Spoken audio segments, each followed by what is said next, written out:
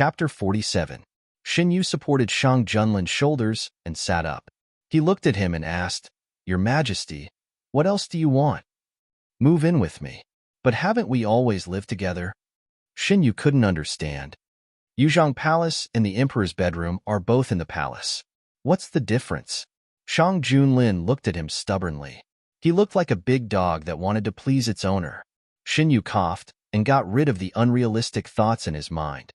He wrapped his arms around the man's neck and said, "Your Majesty, do you know that people who are pregnant can't move to a strange place?"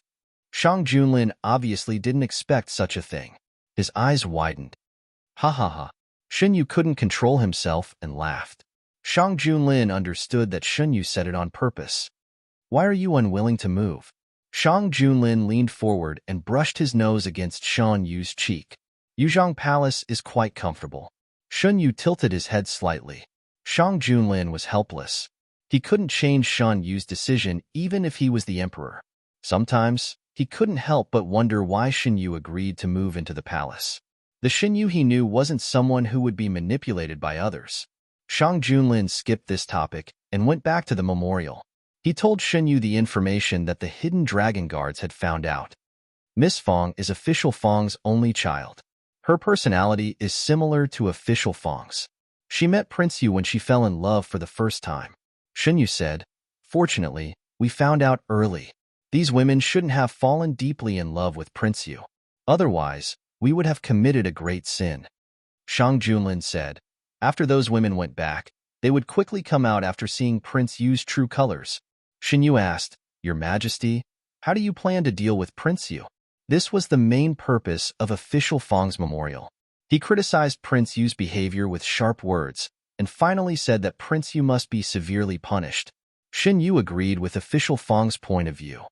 "We intend to hand over this matter to Lord Fong," Shang Junlin replied calmly. Xin Yu couldn't help but pat Shang Junlin's shoulder and praised, "Your Majesty, it's a good idea." After Lord Fong submitted the memorial, he kept pacing back and forth in the courtyard.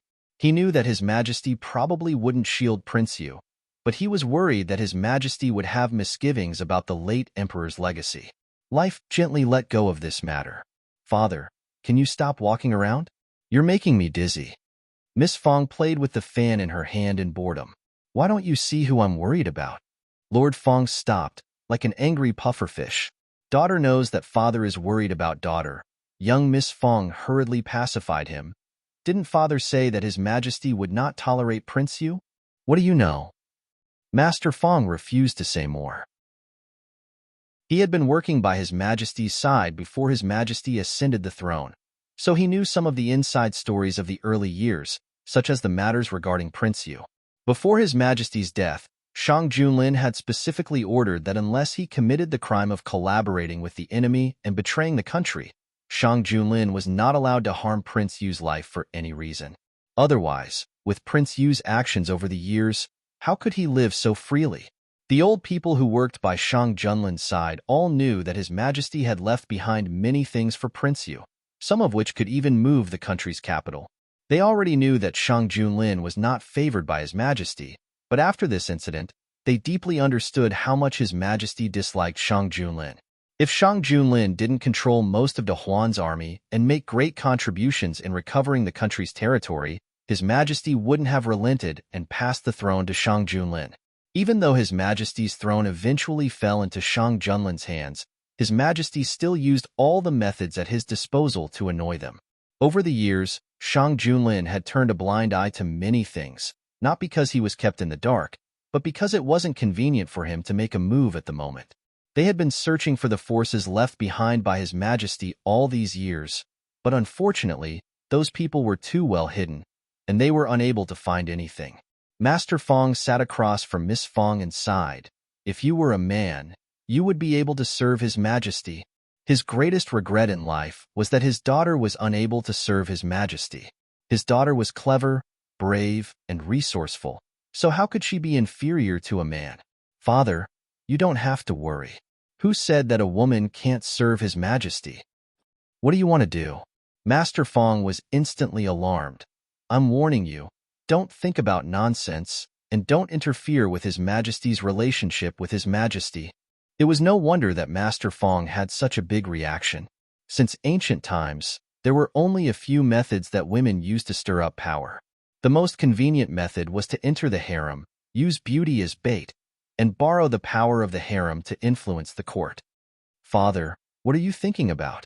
Miss Fong was shocked by her father's imagination. Is my brain muddled? Do I want to enter the harem? What I mean is, if men can enter the court as officials, why can't women? But this has never happened before. There will be after me, Miss Fong said in a calm tone, shocking everyone. Master Fong was speechless for a long time. Shang Junlin didn't send anyone to find Miss Fong. If she was interested, she would definitely take the initiative to come to him. Other than some reports that had to be dealt with, Shang Junlin spent the rest of his time with Shen Yu. Since he said that he wanted to go on an outing, he definitely wanted to go to the most popular outing spot in the suburbs of the capital. After leaving the palace, Shen Yu wasn't in a hurry to go to the farmstead. When he and Shang Junlin went out alone, they didn't bring Mu Shi and Eunuch Ming with them. Your Majesty, give Eunuch Ming and Mu Shi a vacation as well. It's not easy for them to leave the palace. Let them walk around. Shang Junlin nodded indifferently. Shen Yu hooked his finger and continued, that way, Your Majesty and I will have a lot of time alone.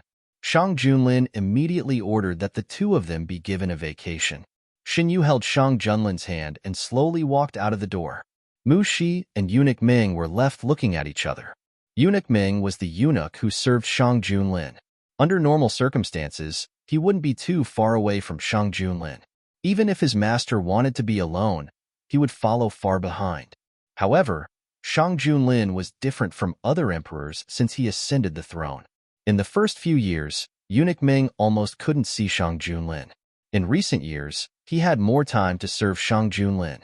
Miss Mu Shi, do you have anywhere you want to go? Mu Shi nodded hesitantly. I want to see some of my friends who I used to know. I haven't had a chance to meet them since I entered the palace. Mu Shi went to meet the people she used to know in Count North Mansion alone. She successfully exchanged information with the people Shen Yu left outside the palace. Miss Mu Shi? A slightly hesitant voice sounded behind her. Mu Shi was startled and turned around. It's Mr. Gu. Miss Mu Shi, did you come out with young Master Shen? Imperial physician Gu held the herbs in one hand and grabbed the sleeve of the young man in black beside him. Yes. Just in time. I have a new prescription. Please bring it to your master, Miss Mu Shi. Imperial physician Gu divided the herbs in his hand and handed them to Mu Shi. Mu Shi took it. Please write Mr. Gu. Who is this beside Mr. Gu? It's my younger brother, Gu Huai. Brother, is that Shen Guijuan's maid? After Mu Shi left, Gu Huai looked at the crowd and asked, Keep your voice down. Imperial physician Gu covered Gu Huai's mouth. That's Guijuan's personal maid. Guijun should have also left the palace. Is that so? Gu Huai lowered his eyes and hid the thoughtful look in his eyes. Shen Yu and Shang Junlin walked side by side on the street. This time they didn't go to the Yingxing Tower. Instead, they went to a side street specially opened for students. Shen Yu pulled Shang Junlin along as they walked and stopped. They were constantly attracted by the things on the street stalls. Most of the things sold here were various kinds of books. Come and take a look. Hey, we have the notes of the previous 3 years' high scholars. As long as you pay this amount, the stall owner gestured with his hand. You can choose any 5 books to read. All in. Let's go and take a look. It was the first time Shen Yu saw this kind of thing. He was quite interested and went over. The stall's business was good. There were many people around it. Shang Junlin put his arm around Shen Yu's shoulder and escorted him to the front of the stall. After paying the money for 2 people, the stall owner beamed with joy and took out a stack of books. You can choose as you wish. Shen Yu picked a book and opened it. The title page indicated that this book was written in XX year. Shen Yu opened a few more books. Without exception, the title page of these books all had the same indication. Seeing a familiar name, Shen Yu picked up the book and asked, Boss, are these really the notes of Fong Darren when he was preparing for the exam? Obviously, it was not the first time the stall owner had encountered such doubts. He explained very smoothly, What kind of things are these? They have a reputation for more than 10 years. They are absolutely authentic. Otherwise, there wouldn't be so many people coming to look at them. Rest assured, young master, the books here are all guaranteed. Before I came to the capital, the seniors in the school specially told me to come here.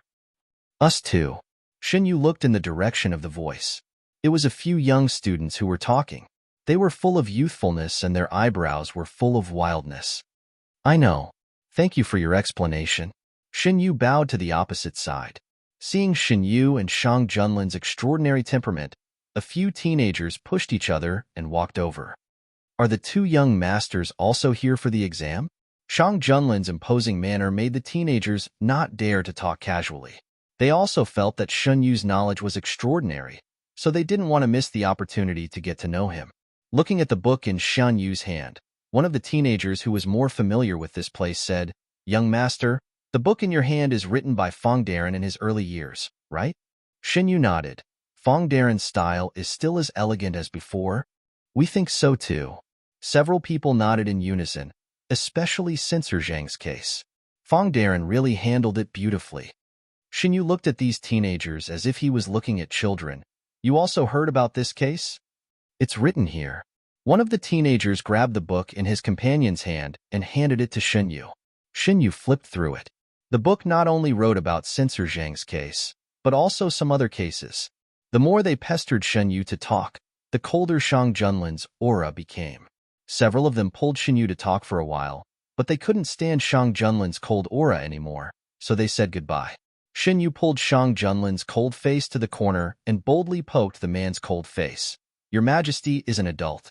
How can you be jealous of a few children? Xinyu wanted to laugh when he thought of Shang Junlin's small action of secretly declaring his ownership, and the scene where those children didn't realize anything was wrong. Shang Junlin didn't say anything and pulled Xinyu's arm into his arms. Looking at the delicate skin in front of him, his eyes gradually darkened. Your Majesty, ouch. Xinyu felt pain on the side of his neck. He was bitten. Chapter 48. The teenagers left reluctantly, but they were still reluctant to leave. One of them couldn't help but look back to see why there was a big block of ice next to the kind young master. He cried out in surprise at the unexpected scene. Why are you so surprised? His companion was dissatisfied. No, they. The teenager was incoherent. Their conversation attracted the attention of the others, and they all stopped. What's wrong? What happened? Look for yourselves. The teenager pointed in the direction they left. When they saw the scene in the corner, they all widened their eyes. Under the low wall, a young man in white was held in the arms of a tall man in black. From their angle, they could only see the man bending over the young man's neck.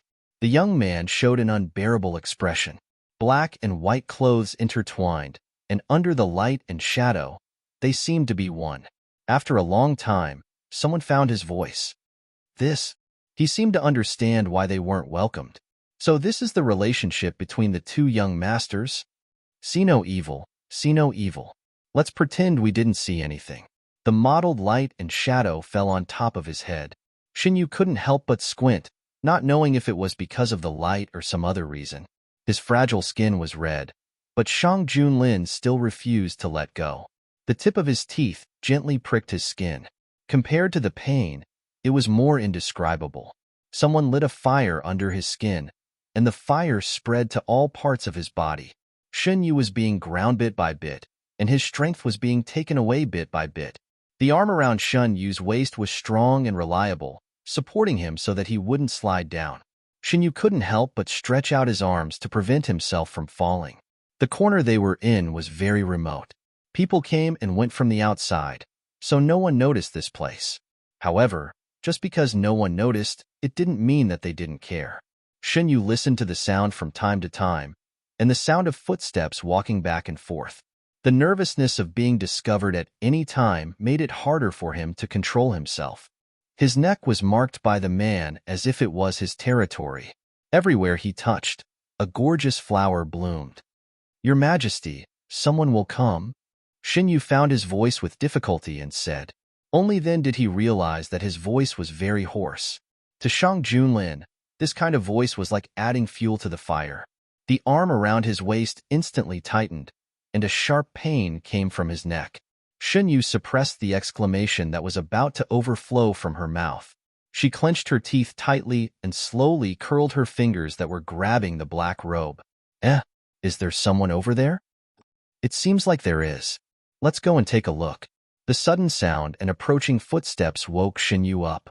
He grabbed a strand of hair that had fallen beside his hand and pulled it hard. Shang Junlin stopped discontentedly. He took off his cloak and wrapped it tightly around Xinyu. At the same time, the person who spoke had already reached the entrance of the alley. There's really someone. Xinyu was shielded behind Shang Junlin. Hearing the familiar voice, he pulled the cloak that covered his face and poked his head out from behind Shang Junlin. They were Jiang Huiqing and He Chengyu, whom he had met once. Hey, it's young Master Yu and young Master Lin. Jiang Huiqing and Shan Yu felt like old friends at first sight. Seeing that it was the two of them, he wanted to come over and talk about old times. He Chengyu saw that the atmosphere between the two of them was obviously not right. He tried to stop Jiang Huiqing, but failed. He could only helplessly follow them. Xinyu also took this opportunity to calm his breathing and walked out from behind Shang Junlin. He was wearing Shang Junlin's black cloak. A small part of the cloak was hanging on the ground, which somewhat affected his movements. Xinyu had to lift the front part up a little. Young Master Yu looks very healthy today. Jiang Huiqing's eyes lit up when he saw Xinyu. With snow-white skin and black hair, there was a faint blush on his face. Under the contrast of the black cloak, his skin looked even fairer. Shang Junlin coldly glanced at the newcomers and reached out to wrap his arms around Shan Yu's waist. Jiang Huiqing didn't understand and whispered, "Why does young Master Lin look like he doesn't want to see us? Did I inadvertently do something that made him unhappy?" He Chengyu heard Jiang Huiqing's doubts and couldn't help but twitch his forehead. How big must his heart be to not be able to see such an obvious thing? It was obvious that they had interrupted the two's private matter, and that was why they were disliked by one of the protagonists. Compared to Shang Junlin's displeasure, Xinyu was very glad that Jiang Huiqing had come. Otherwise, his neck would have suffered more. Without looking at Xinyu, he could guess. Because his neck probably couldn't be seen right now. He didn't expect that Shang Junlin, who was jealous, would do such an irrational thing. Xinyu felt that he had to be more careful in the future. He couldn't think that he could be fearless in public. It was proven that a man who was provoked didn't have much rationality. Since they had met, Xinyu wanted to make friends with Jiang Huiqing, so the four of them walked together. "Aren't you the two young masters from before? You haven't finished reading your books yet. Do you want to continue reading? Or do you want to save the number and come back next time?" The bookstall owner saw them and greeted them warmly. It was no wonder that he could recognize the two of them in the crowd. Compared with the group of young students, the two of them had a unique temperament. He had traveled extensively for many years and didn't lack eyesight. "You can do that?" Xinyu was surprised. How can the owner be sure that the next person who comes back will be the one who didn't finish reading the books last time? "We have a special plate." The owner took out a stack of plates that looked like white jade. "Before the customer leaves, you can take a plate. The next time you come back, you can use the plate to borrow the books you didn't finish last time." The plate was about 1 finger long and 2 fingers wide. It was jade-colored. Xinyu took a piece and weighed it in his hand. "It's not jade. It's called jade-like stone. Its appearance is very similar to white jade," Shang Junlin explained. "Generally, women from less wealthy families like to use this kind of stone as headwear. This young master is right. This kind of stone is almost impossible to see in rich families. However, because of its appearance, it is very popular among the common people," the bookstall owner echoed. "Although that's the case, the ones here are of high quality. Generally, jade-like stone doesn't have such a transparent texture." Shang Junlin touched the plate in Xian Yu's hand and concluded, "Young master, you have good eyesight. This batch is specially customized. It has anti-counterfeiting dark patterns engraved on it. This can prevent imitations from appearing," the owner said. Xinyu took the plate and pointed it at the sunlight. Sure enough, he saw that there were different patterns in the 4 corners. "This is a good idea." Jiang Huiqing and He Chengyu had just arrived. It was still early, so Xinyu was not in a hurry to leave. he decided to stay for a while. Shang Junlin had always allowed Xinyu to do whatever he wanted. Even if he was unhappy that Xinyu was disturbed, he did not say anything. Xinyu was very interested in the books that recorded various cases that the teenagers had taken out. Interesting. He asked the owner to find it and slowly read it. After reading a few pages, Xinyu felt that this book was different from the files of the Supreme Court. This book was more like a storybook. The whole case was described in the style of the spring and autumn annals. There were also many interesting stories added in. Seeing that Xinyu was more interested in the dialogue books, the owner mysteriously took out a wooden box and said, "Young master, do you want to take a look inside? I guarantee that you will like it." Xinyu's curiosity was aroused. He leaned over and whispered to the owner, "What's inside? Young master, are you more interested in the dialogue books? It's full of stories," and the owner deliberately paused to make it mysterious. "It's all about two men." Xinyu didn't understand. How did he become someone who was interested in the novel where the protagonists were two men in the boss's eyes? Young master and the black-clothed young master are a couple, right? The owner had an "I understand" expression. It's nothing. After all, Her Majesty also likes men. By the way, there are also short stories about Her Majesty and Guejun in this box. It's the most popular one among all the books. He clearly saw that the black-clothed young man was very protective of the young man in front of him. Besides that kind of relationship, who else would be so protective of a person of the same gender as himself? Xinyu did not expect that one day he would be sold a book about himself and Her Majesty as the protagonists. He could not help but feel a little curious. He called Her Majesty over. "Ah Lin, come here." Xinyu was called aside by the owner of the bookstall. Although Shang Junlin was reluctant, he did not force himself to come over because he had just done something bad. When he heard Shan Yu's voice, he immediately put down the book in his hand and walked over. Zhang Huiqing and He Chengyu were reading books not far away. When they saw this scene, he leaned over to He Chengyu. "Brother Chengyu, don't you think that young Master Lin is too obedient to young Master Yu? They are husband and wife." He Chengyu reminded him without raising his head. "Yes, I almost forgot." Zhang Huiqing scratched his head and realized in hindsight, did we disturb them just now? What do you think? He Chengyu looked at the slow-witted guy from the book. No wonder young Master Lin looked at him with such a terrifying gaze. Should I go and apologize? Although he did not know what he had specifically interrupted, Zhang Huiqing's keen intuition told him that it was better for him not to know. He Chengyu raised his head and looked at the two people standing together intimately. He sincerely gave his opinion. "I think it's better if you don't disturb them." Zhang Huiqing thought about it and agreed. He should find a time to apologize to young Master Yu alone in the future. That young Master Lin, he inexplicably felt a little scared. Unable to resist the bookstall owner's enthusiasm, when Shang Junlin came over, Xinyu had a few more books in his hands. Seeing Shang Junlin standing beside Xinyu, the bookstall owner enthusiastically stuffed a few books into his hands. Shang Junlin opened a few pages and silently turned his head to look at Xinyu. The characters in the book were all pseudonyms, but it was not difficult to see that the two protagonists in the book were him and Xinyu when they were connected to some very specific events. Xinyu looked at the various books in the box. "Boss, actually your family specializes in selling novels, right?" The bookstall owner smiled shyly. Young Master Lin really has discerning eyes. After all, other books can only be sold once every 3 years, but novels can be sold every day. Just look at the books in young Master Lin's hands. There are many people who buy them. Xinyu was speechless. When he looked back at Shang Junlin, he thought that he would be angry. Unexpectedly, Shang Junlin did not show any signs of anger. Instead, he was quite interested in these books and even began to discuss them with the bookstall owner. In the end, Shang Junlin bought all the novels in the bookstall owner's hands. The bookstall owner beamed with joy and gave them a booklet with a black cover. He laughed and said, "This is good stuff. Maybe you can use it." Xinyu's attention was on the novels, so he did not notice that Shang Junlin quickly put the booklet into his sleeve. "Your Majesty, why do you want to buy these novels?" "To observe and learn," Shang Junlin answered concisely.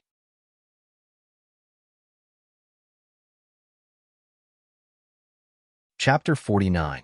After buying the books, Shen Yu bid farewell to Jiang Huiqing and He Chengyu. Jiang Huiqing was still embarrassed by what happened just now, so he didn't say anything to persuade Shen Yu to stay. They arranged to meet again in the suburbs of the capital and then parted ways. After returning, Shang Junlin placed the books neatly on the desk. After the awkward moment, Shen Yu also became curious about these books. He casually took a book, sat on the soft couch, and opened it. "Let me see what your majesty intends to learn from these books." Shang Junlin also took a book and sat beside Shen Yu. "Naturally, I want to learn how the emperor asked the noble to sleep with him every night." Cough, cough. Shen Yu choked on his own saliva. Yes, the books were mixed with bold conjectures. The lives of the noble and the emperor were colorful. Shen Yu reasonably suspected that the reason why the novels were so popular was related to these colorful lives. "Be careful, noble." Shang Junlin patted Shan Yu's back. Shen Yu couldn't sit still anymore. He grabbed the book from Shang Junlin's hand and put it aside. "Your Majesty, you should know that the stories in the books are all fake. I can't have dangerous thoughts." The temperature in the room was high. Shen Yu felt that his neck was a little itchy, so he reached out to scratch it. Shang Junlin suddenly grabbed Shan Yu's hand, and his eyes gradually darkened. "What's wrong? You're bleeding." Shang Junlin bit the lower part of Shan Yu's neck. As Shen Yu moved, the collar slid down slightly, revealing a mottled area. After a period of time, the red color became more and more shocking. Among the red marks, several obvious wounds were exposed, and blood was oozing out. Shang Junlin grabbed Shan Yu's hand with one hand and reached out to Shan Yu's neck with the other hand. He gently touched it. "Does it hurt? Look at what your majesty has done." Shan Yu pretended to be angry and glanced at him. "It's my fault." Shang Junlin took the initiative to admit his mistake. Looking at Shen Yu, who was surrounded by young people, and seeing Shen Yu talking to those young people with a smile, Shang Junlin couldn't help but feel a burst of anger. He wanted Shen Yu to only smile at him, and all the emotions were caused by him. In the face of millions of enemy troops, Shen Yu's words had caused their strategy to collapse. Their proud self-control was even more vulnerable.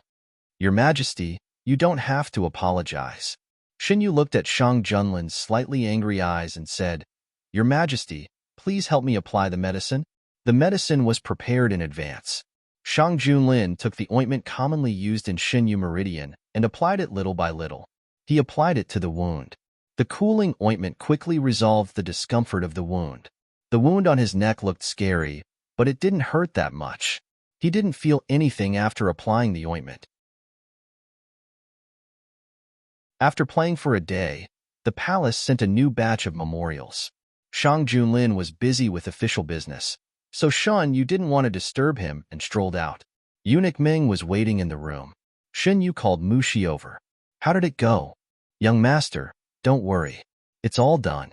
Mu Shi went out because she received Shen Yu's orders. She was to contact the people in the farmstead and pass on Shen Yu's orders to them. She also arranged to go to the farmstead while she was at it. "By the way, young master, this servant met Imperial Physician Gu on the street today." Mu Shi thought of another matter and said, "Imperial Physician Gu asked this servant to bring the new medicine to young master." Imperial Physician Gu's home was outside the palace, so it was normal to meet him. Shen Yu didn't take it to heart. Imperial Physician Gu took Gu Huai home and simply tidied up the courtyard. Gu Huai suddenly asked, "Brother, what kind of person is Shen Guijun? Why are you asking this?" Imperial Physician Gu watered the herbs that were growing well. "I'm very curious." Gu Huai squatted beside Imperial Physician Gu. "Brother, even Mu Xiao is busy with Shan Guijun's matter. He must be a very good person." "Guijun is indeed a very good person. If there's a chance in the future, I'll take you to meet him." Late at night, Gu Huai quietly went out of the room. The man in black who had been waiting outside knelt down and said, "Master." Gu Huai asked, "How's the investigation going?" The man in black replied, replying to Master, "This subordinate has received accurate information. His Majesty and Guijun are now outside the palace. This subordinate is incompetent and couldn't find their specific residence." Gu Huai said, "It's not your fault. If you could easily find out, he wouldn't be Shang Junlin."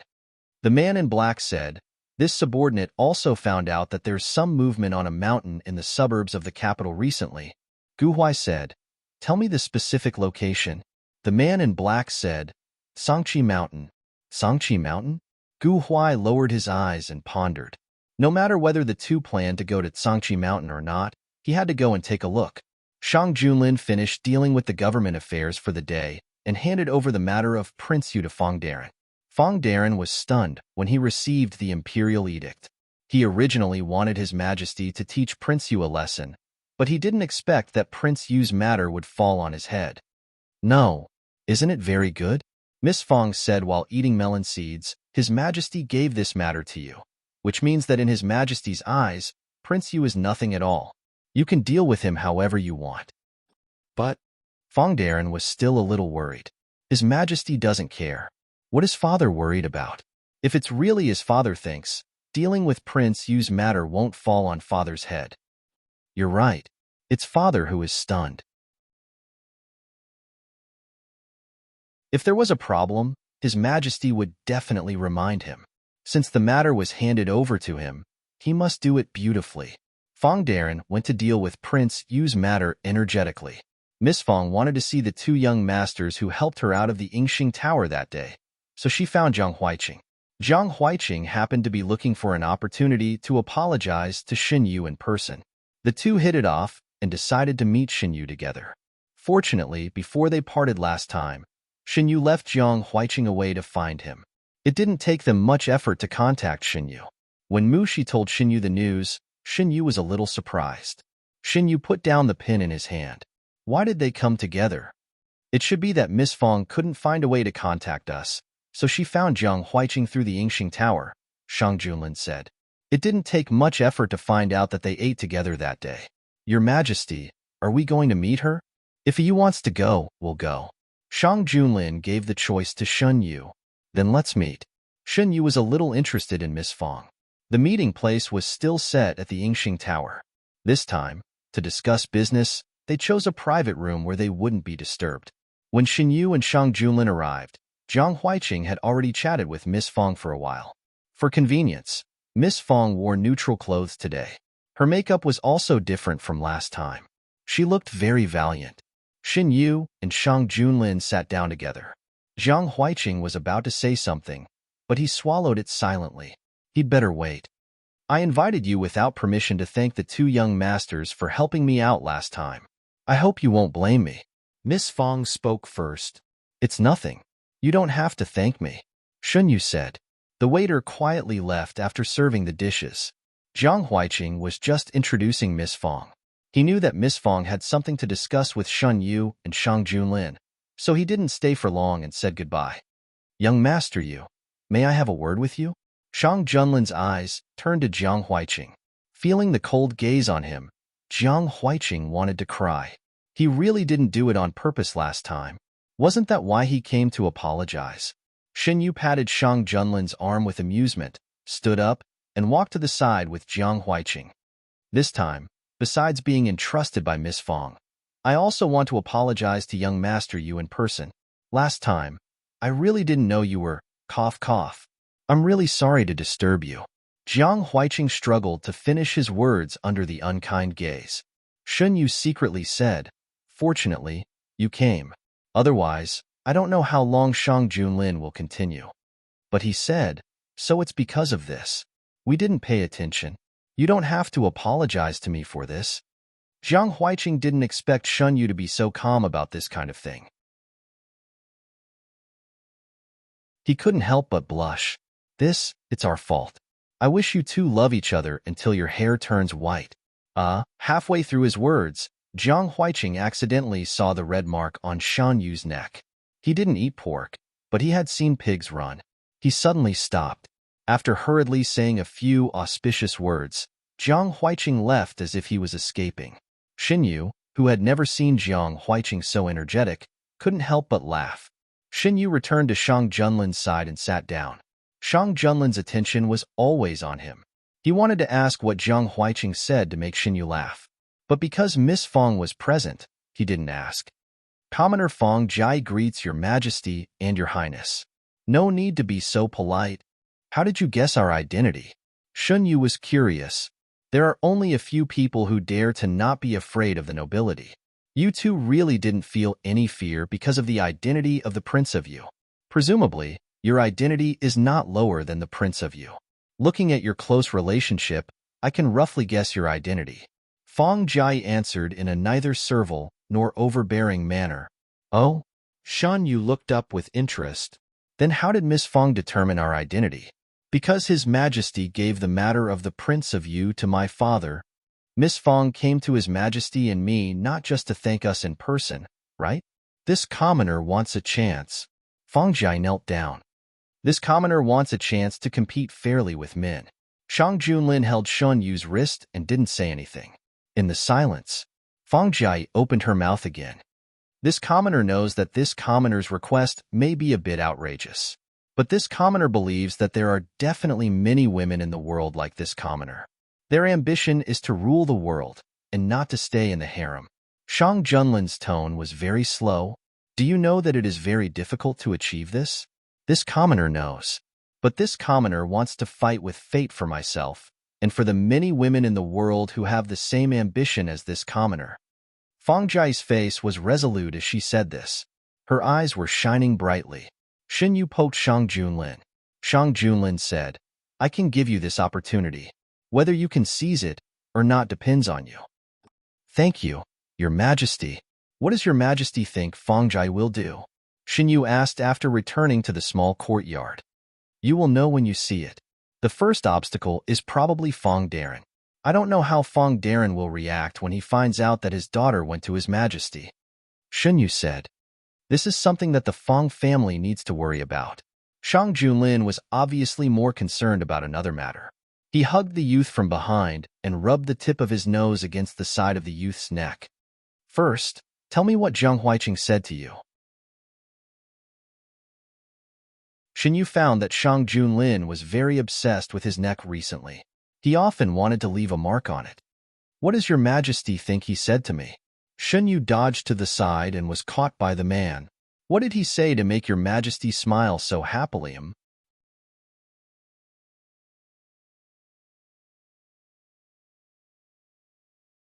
Chapter 50. Of course it's. Shun Yu deliberately paused. I wish that Your Majesty and I will be together for 100 years. What else does Your Majesty think it is? Xin Yu's voice was full of ridicule. Shang Junlin heard it and immediately felt his teeth itch.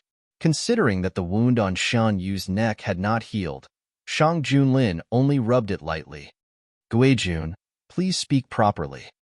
Oh, right, there's one more thing. He came to apologize to me, Xin Yu added. Apologize? Zhang Huiqing did something to hurt you? Shang Junlin rested his head on Xian Yu's shoulder. When he spoke, his warm breath sprayed onto Shan Yu's neck. It's because of what happened last time. Did Your Majesty forget? That day in a remote alley. I remember now, Shang Junlin interrupted Xin Yu. When he mentioned what happened that day, Shang Junlin's face flushed. He should apologize. What happened that day was because Your Majesty didn't care about the occasion. Why did you ask someone else to apologize? Because he disturbed my time with Guijun, Shang Junlin muttered in a low voice. Xin Yu turned around in Shang Junlin's arms so that they were facing each other. He pointed at Shang Junlin's shoulder with his index finger. Your Majesty, don't you feel that there's something wrong with your state? What's wrong? Shang Junlin frowned. Isn't Your Majesty too concerned about my matters? Shun Yu pointed out. A Yu is my Guijun and has a marriage contract with me. Is there anything wrong with me caring about a Yu? Shang Junlin tightened his arm around Shun Yu's waist. Shun Yu was speechless. At first glance, there was nothing wrong with what Shang Junlin said. But when he thought about it carefully, there was something wrong with it. Shang Junlin didn't give Xin Yu much time to think and continued. What do you think? Xin Yu opened his mouth and gave up thinking. Your Majesty is right. There's nothing wrong with that. Lord Fong has made some progress. Would you like to take a look? Shang Junlin knew when to stop and when to stop, so he changed the topic after getting the results he wanted. Xin Yu was surprised. Official Fong is so fast? It had only been a few days since Shang Junlin handed over the matter of Prince Yu to Official Fong. It seemed that Official Fong really loved his daughter dearly. Not only Lord Fong, but the other women as well. The family also intervened. Shang Junlin exerted force in his arms and picked Shin Yu up. Your Majesty, Shun Yu was caught off guard as his feet left the ground. Don't worry, I won't hurt Gue Jun. Shang Junlin carried Shun Yu to the soft couch and put her down. Next time Your Majesty wants to do something, can you tell me first? I'll try my best. Shang Junlin sat down beside Shin Yu. Your Majesty said that there were other families involved. What's going on? Which families are involved? Shin Yu crossed her legs and leaned on Shang Junlin's shoulder. Aristocratic families value their reputation very much. Prince Yu's action has undoubtedly violated a big taboo of aristocratic families. Whether it is for the sake of their family's reputation or to express their attitude to me, they will spare no effort to take action. Shang Junlin adjusted her posture so that Shun Yu could lean more comfortably. Shin Yu let Shang Junlin do whatever he wanted. That's right. Most of the people who confronted Prince Yu that day are from aristocratic families. Prince Yu's goal was the families behind those women. If they were ordinary women, Prince Yu wouldn't bother to get to know them personally. What about those women? Shin Yu asked. Shang Junlin was puzzled. What's wrong? Shin Yu said, I just thought of another problem. Aristocratic families value their reputation. The behavior of those women is undoubtedly a disgrace to their families. If they encounter a more ruthless family, I'm afraid they won't let those women have a good end. Don't worry, Gue Jun. When I asked the Imperial Army to send them back, I already warned those families. Asking the Imperial Army to personally send those women back had already shown Shang Junlin's attitude. Anyone who was a little smarter wouldn't lay their hands on their daughters under such circumstances. Your Majesty is really thoughtful. Shun Yu rubbed Shang Junlin's shoulder.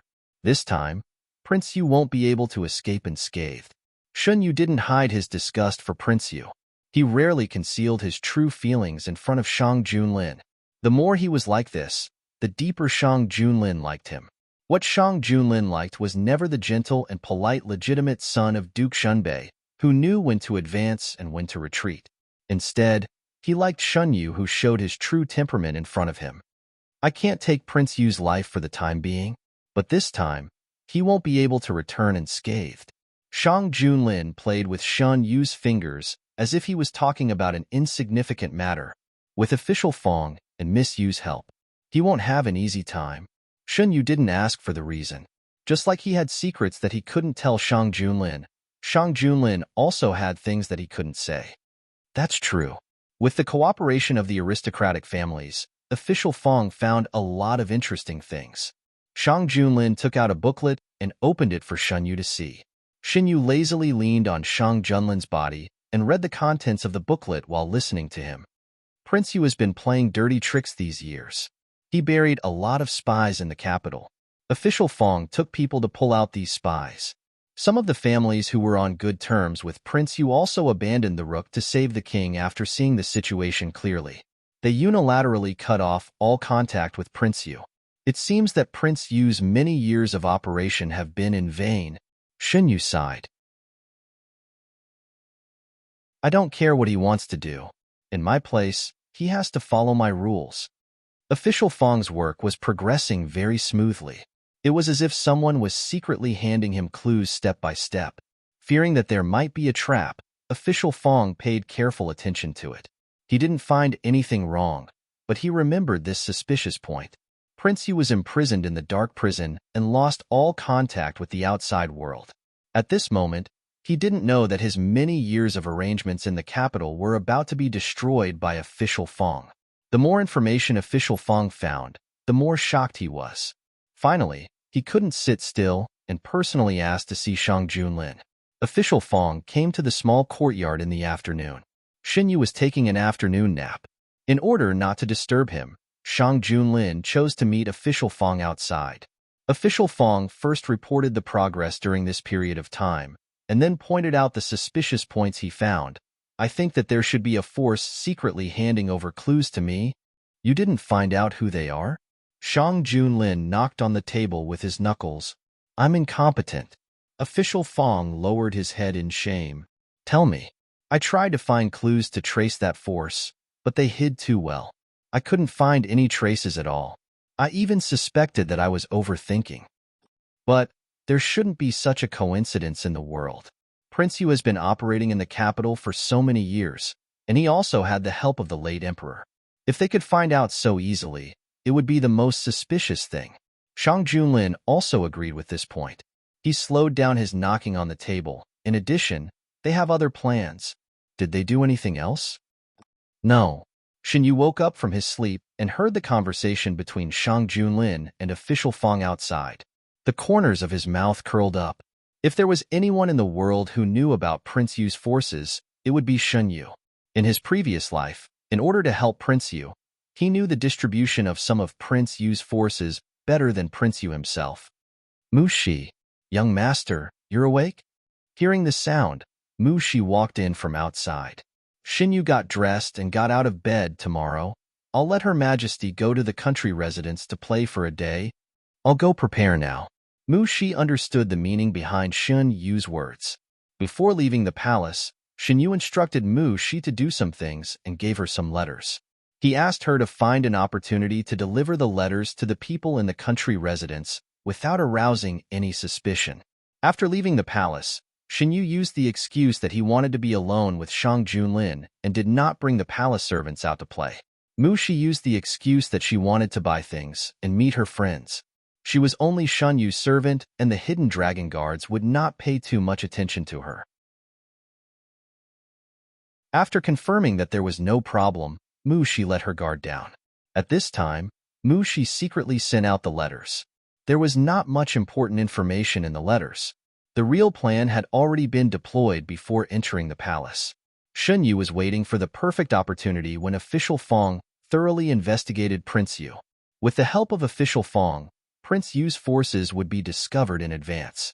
Other than the fact that it would be too smooth, there would not be any suspicious points. This was because his people did not really participate in the plan and only revealed some clues. Now, it seemed that the plan was going smoothly. Well, remember to prepare the snacks that you mentioned to me last time. I will bring His Majesty to taste them. Shin Yu washed his face. Shang Junlin heard the noise and came in. Your Majesty, you are awake? His Majesty is busy with political affairs? Is there a minister outside? Shin Yu looked outside the door. It's official Fong. He has finished. He will go back by himself. Official Fong, who was left behind, stood in the courtyard with a blank face. Eunuch Ming smiled and walked forward. Official Fong, please go back.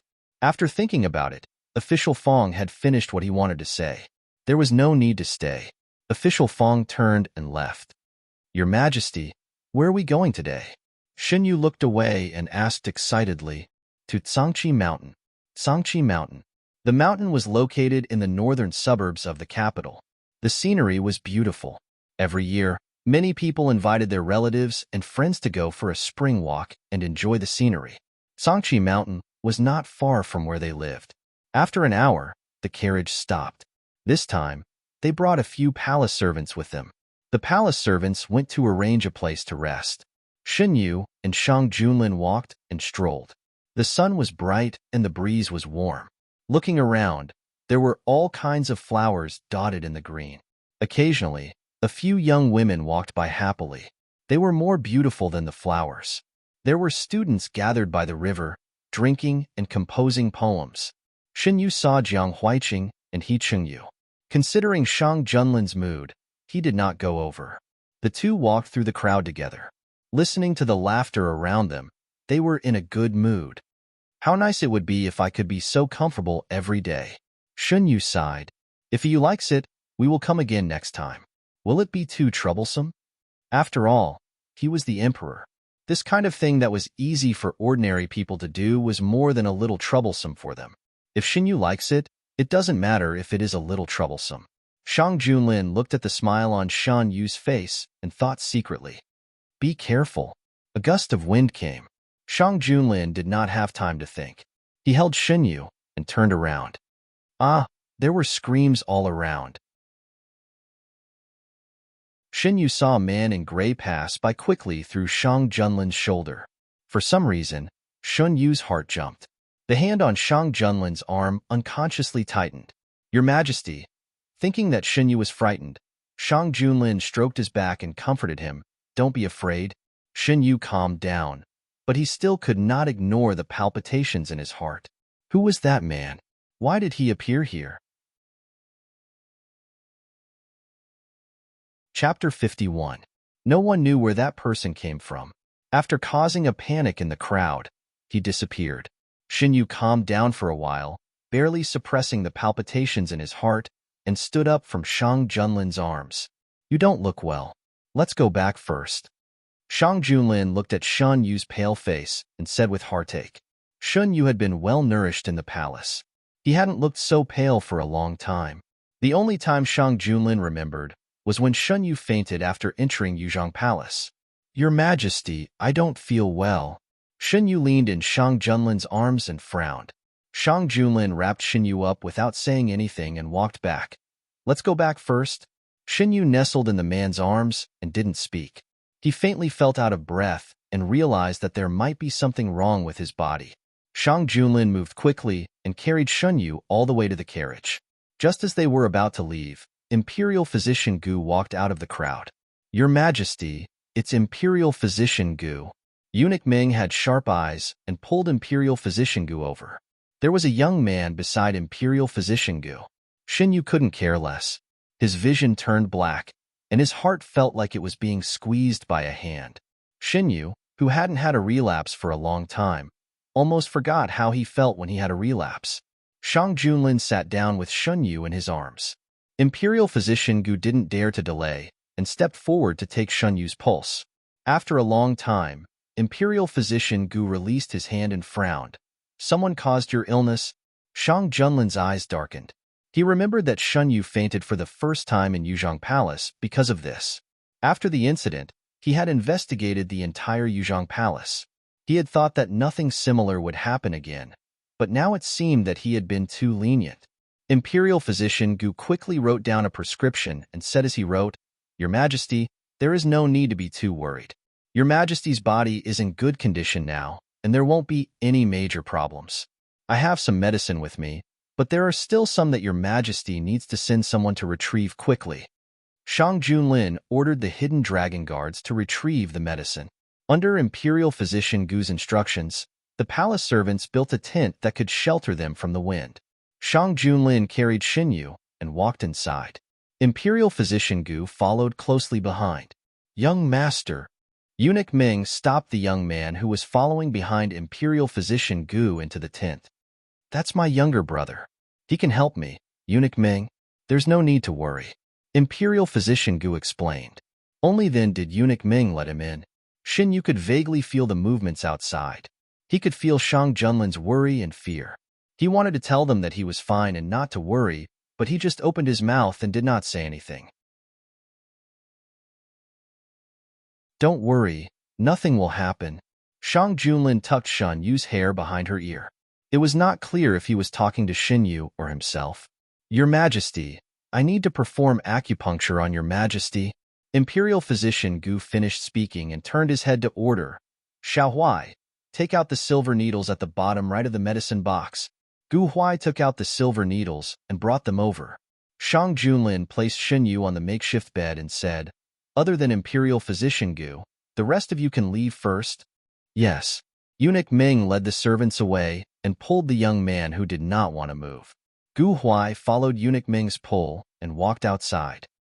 He said softly, But my brother is inside. His Majesty keeps a close eye on Your Majesty. Your brother is the one who will perform acupuncture. There's no other way. Otherwise, your brother would have to come out with us. Eunuch Ming pulled the young man to the side. God bless, Your Majesty will be fine. She could not control the anxiety in her heart. Why did Gongzi? Everything was fine before. These days, this servant has strictly followed Imperial Physician Gu's instructions and urged Gongzi to have a good rest. Why did he? Eunuch Ming was also anxious. His Majesty valued Gongzi more and more. If something happened to Gongzi, no. Gongzi must be blessed by the heavens. While the people outside were anxious, Shang Junlin inside could not control himself. He could not stand the sight of the person who was talking to him with a smile just now lying on the bed with a pale face and closed eyes. Because of the pain, he frowned even after he fainted. Silver needles were pierced one after another, causing Shan Yu's fingers to curl up in pain. Shang Junlin sat at the side and held Shan Yu's hand. Is the trigger the same as the last time? Shang Junlin's voice was cold. He was really angry. Imperial Physician Gu gave an affirmative answer. Shang Junlin clenched his other hand tightly. When he found the person behind the scenes, he must make that person suffer a fate worse than death. He must pay back the pain Xinyu suffered 100 times, 1,000 times. The acupuncture treatment was to stabilize Shan Yu's physical condition. After half an hour, Imperial Physician Gu put away the needles and said, "Now, the weather is cold. Your Majesty, please be careful not to let Gongzi catch a cold. After this, Gongzi's body may be weak for a period of time. I will adjust the prescription and supplement it with medicinal cuisine to help Gongzi recover." Even a healthy person would suffer a great loss when he fell ill, let alone a weak person. Without 2 or 3 months of careful recuperation, Xinyu would not be able to recover to his previous state. Shang Junlin gathered Shan Yu's clothes and hugged him again. Feeling the warmth, Shun Yu instinctively leaned towards the source. Being approached by Shun Yu should be a happy thing. However, Shang Junlin could not feel happy at this moment. He lowered his head and kissed Shan Yu's forehead. Shang Junlin hugged him even tighter. Imperial Physician Gu put away the silver needles and did not continue to disturb them. "I will go and take a look at the medicine." As soon as they came out, the hidden dragon guards also rushed to retrieve the medicine. Mu Shi followed Imperial Physician Gu to decoct the medicine. In a fit of anger, Shang Junlin ordered the hidden dragon guards to seal off the entire Cangqi mountain. Before they found out the identity of the person in gray, no one was allowed to leave. Some people were dissatisfied, but Shang Junlin was not in the mood to listen to them. He took down all the dissatisfied people and punished a few of them. The rest of them did not dare to speak anymore. Not long after, the Imperial Guards arrived. With the Imperial Guards, these people knew how serious the situation was and did not dare to make a fuss. It was not a good place to recuperate outside. Shang Junlin planned to bring Shan Yu back to the palace. Mu Shi came in with the decocted medicine. Imperial Physician Gu followed behind her. Behind them was a young man who was carrying a medicine box. "Your Majesty, you should find a place closer for Shan Yu to recuperate first. It would be better for him to return to the palace after 1 or 2 days. Imperial Physician Gu heard Shang Junlin's plan to return to the palace and gave his suggestion. It would be better for Shan Yu's body to be less bumpy. It would take more than half a day to travel from Cangqi Mountain to the palace. To be safe, they could not travel too fast. It would take longer. Shang Junlin was touched by Imperial Physician Gu's last sentence. He ordered Eunuch Ming, "Find a manor nearby. I will bring Shan Yu to stay there for a few days." "Give me the medicine." Seeing Mu Shi coming over with the medicine, Shang Junlin reached out to take it. Thinking of Shan Yu's plan, Mu Shi boldly said, "Your Majesty, the manor that Shan Yu used to live in is not far from here. Why don't Your Majesty take Shan Yu there? Shan Yu has always wanted Your Majesty to see the place he likes." "How far is it?" Shang Junlin thought of Shan Yu before they left the palace. He described the interesting things that happened in the manor when he was young. His eyes darkened. They had originally planned to go there in 2 days. "We can get there in less than half an hour." It was indeed not far. Instead of looking for a completely unfamiliar place, it was better to go to Shan Yu's manor. Shang Junlin fed the medicine to Shan Yu. When the spoon reached his mouth, the unconscious young man curled his lips and moved his head to the side. After feeding him several times, Shan Yu did not cooperate. The last time, he even spilled the medicine on Shang Junlin's clothes. Mu Shi trembled with fear as she watched from the side.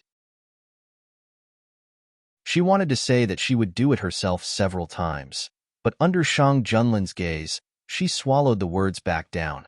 "Maybe the medicine this time is bitter," Imperial Physician Gu explained.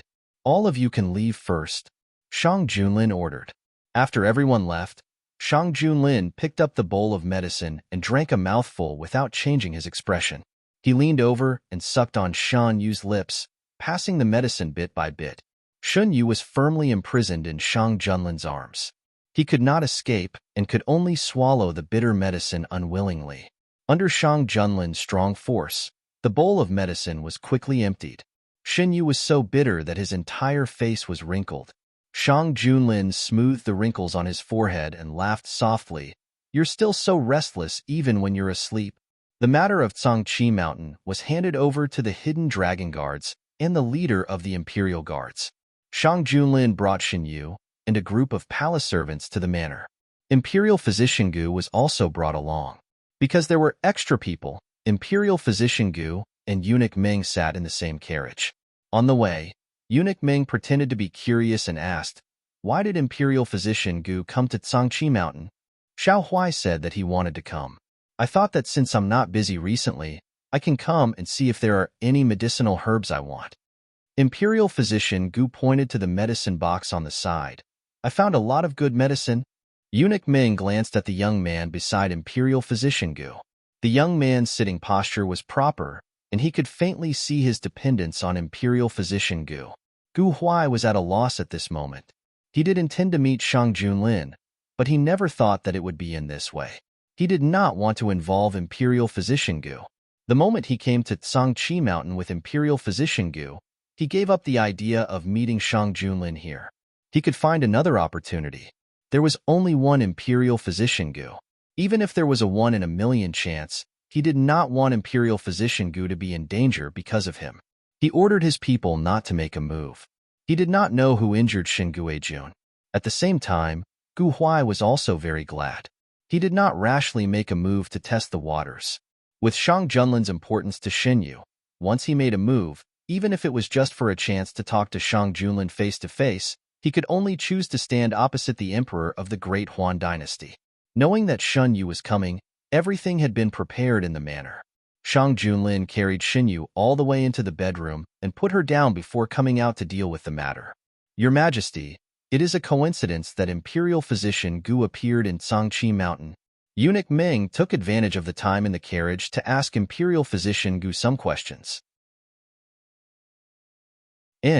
Inform me as soon as there is any progress." In the evening, Mu Shi brought over the freshly brewed medicine. Shang Junlin took the medicine and walked into the bedroom. Mu Shi tactfully did not disturb him. Shen Yu had not woken up yet. Shang Junlin first scooped up a spoonful of medicine and put it in front of Shen Yu's mouth. As expected, the youth dodged. After several attempts, Shang Junlin had no choice but to shackle the youth with one hand. He took a mouthful of medicine and put the bowl to the side. His other hand slightly pried open the youth's tightly pursed lips and bent down. Just like that, he fed the youth the medicine for the entire night. Shang Junlin took the bowl of medicine and went out to change his clothes on the way. When Shen Yu woke up, the first thing he felt was bitterness. The bitterness in his mouth lingered and his body felt heavy. Waves of coldness rushed over him, as if he had returned to his previous life. The man sitting by the bed pulled him back to reality. Seeing Shang Junlin staring at his lips, Shen Yu licked his lips. "Your Majesty, why are you looking at me like that? Did you do something bad behind my back?"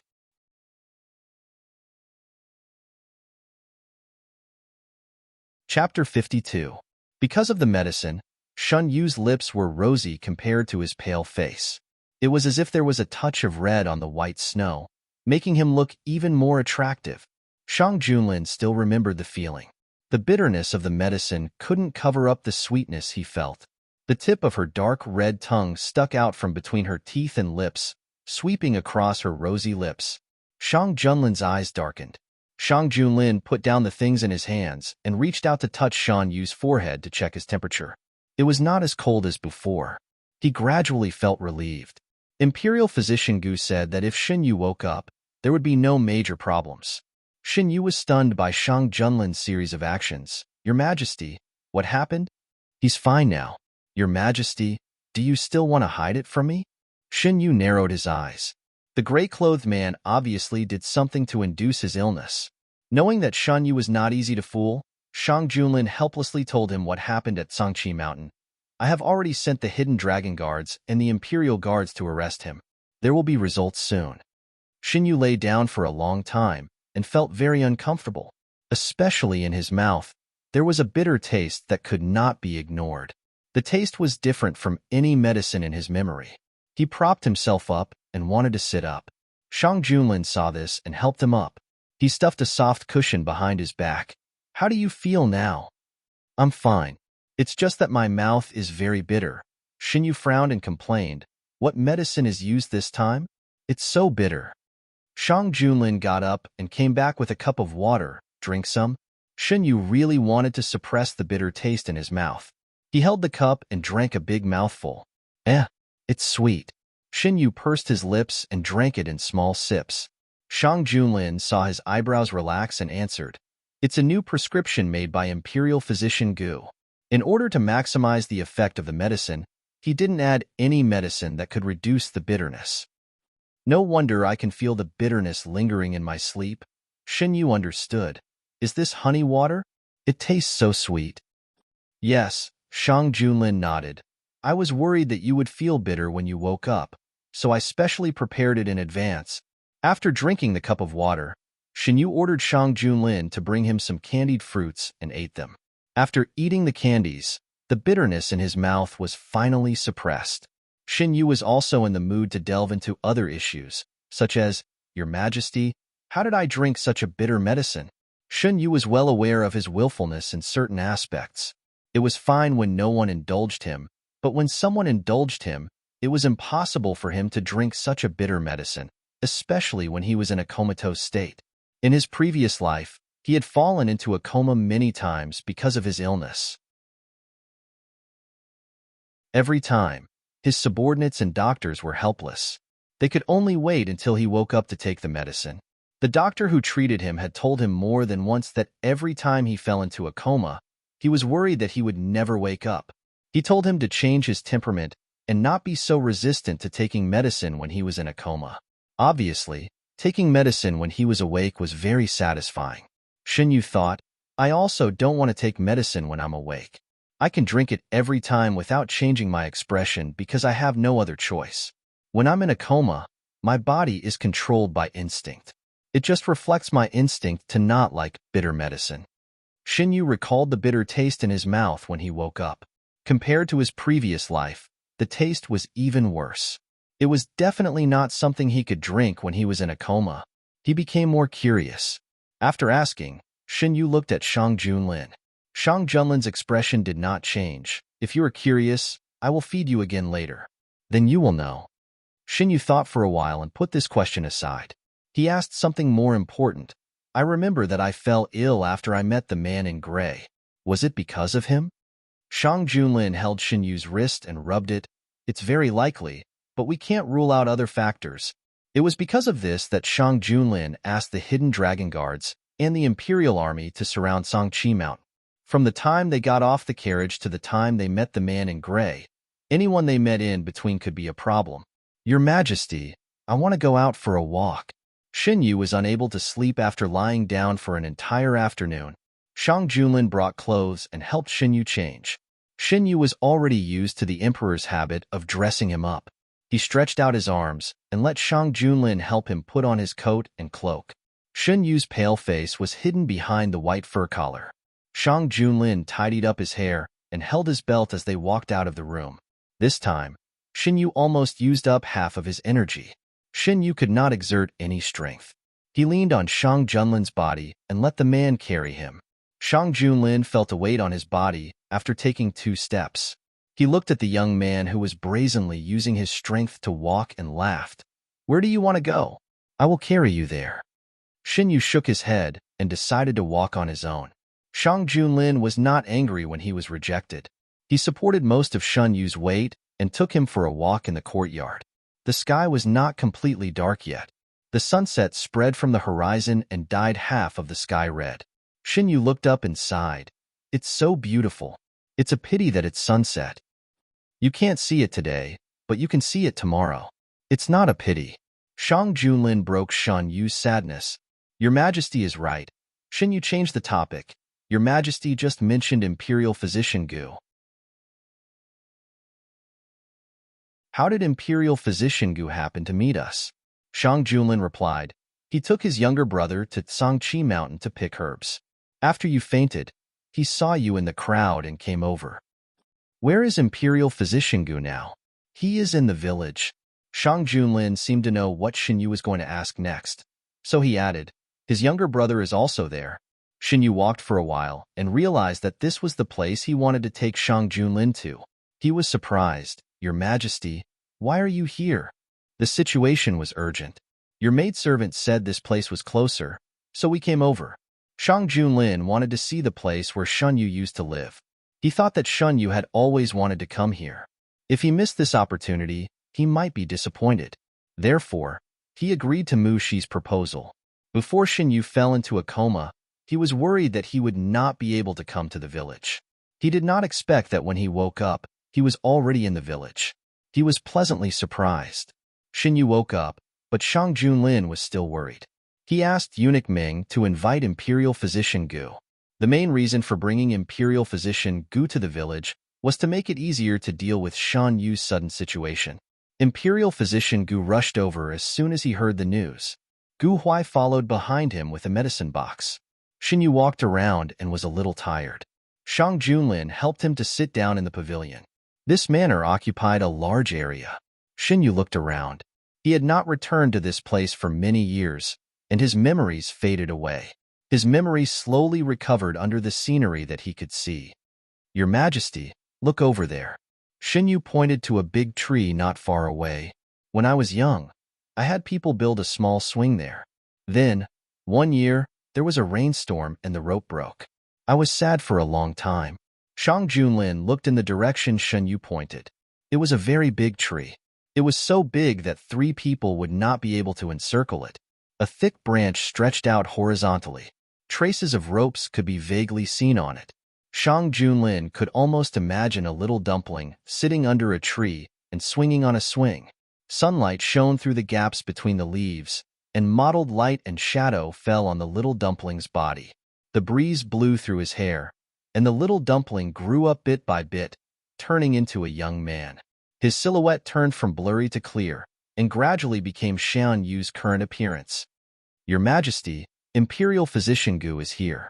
After getting permission, Imperial Physician Gu first checked Shan Yu's pulse. Putting down his hand, Imperial Physician Gu breathed a sigh of relief. Guijun is fine now. Next, he just needs to recuperate. Shang Junlin also breathed a sigh of relief. Feeling the strength of the hand holding his wrist lessen, Xinyu smiled at Shang Junlin to comfort him. It's okay. Your Majesty, don't worry. In his previous life, he lived for more than 10 years with such a weak body. There was no reason for him to have an accident so early in this life. After comforting Shang Junlin, Xinyu looked at the boy standing behind Imperial Physician Gu. Looking into the boy's eyes, Xinyu was stunned. Although the boy's eyes were still a little immature, it was not difficult to see his master's fierceness. No matter how well he pretended, he could not change his bloodthirsty nature. Is this Imperial Physician Gu's younger brother? Xinyu put away his complicated thoughts and pretended to be curious. Yes. His name is Gu Huai. Imperial Physician Gu pulled the boy. This is the Shun Guijun I mentioned to you before. That is His Majesty.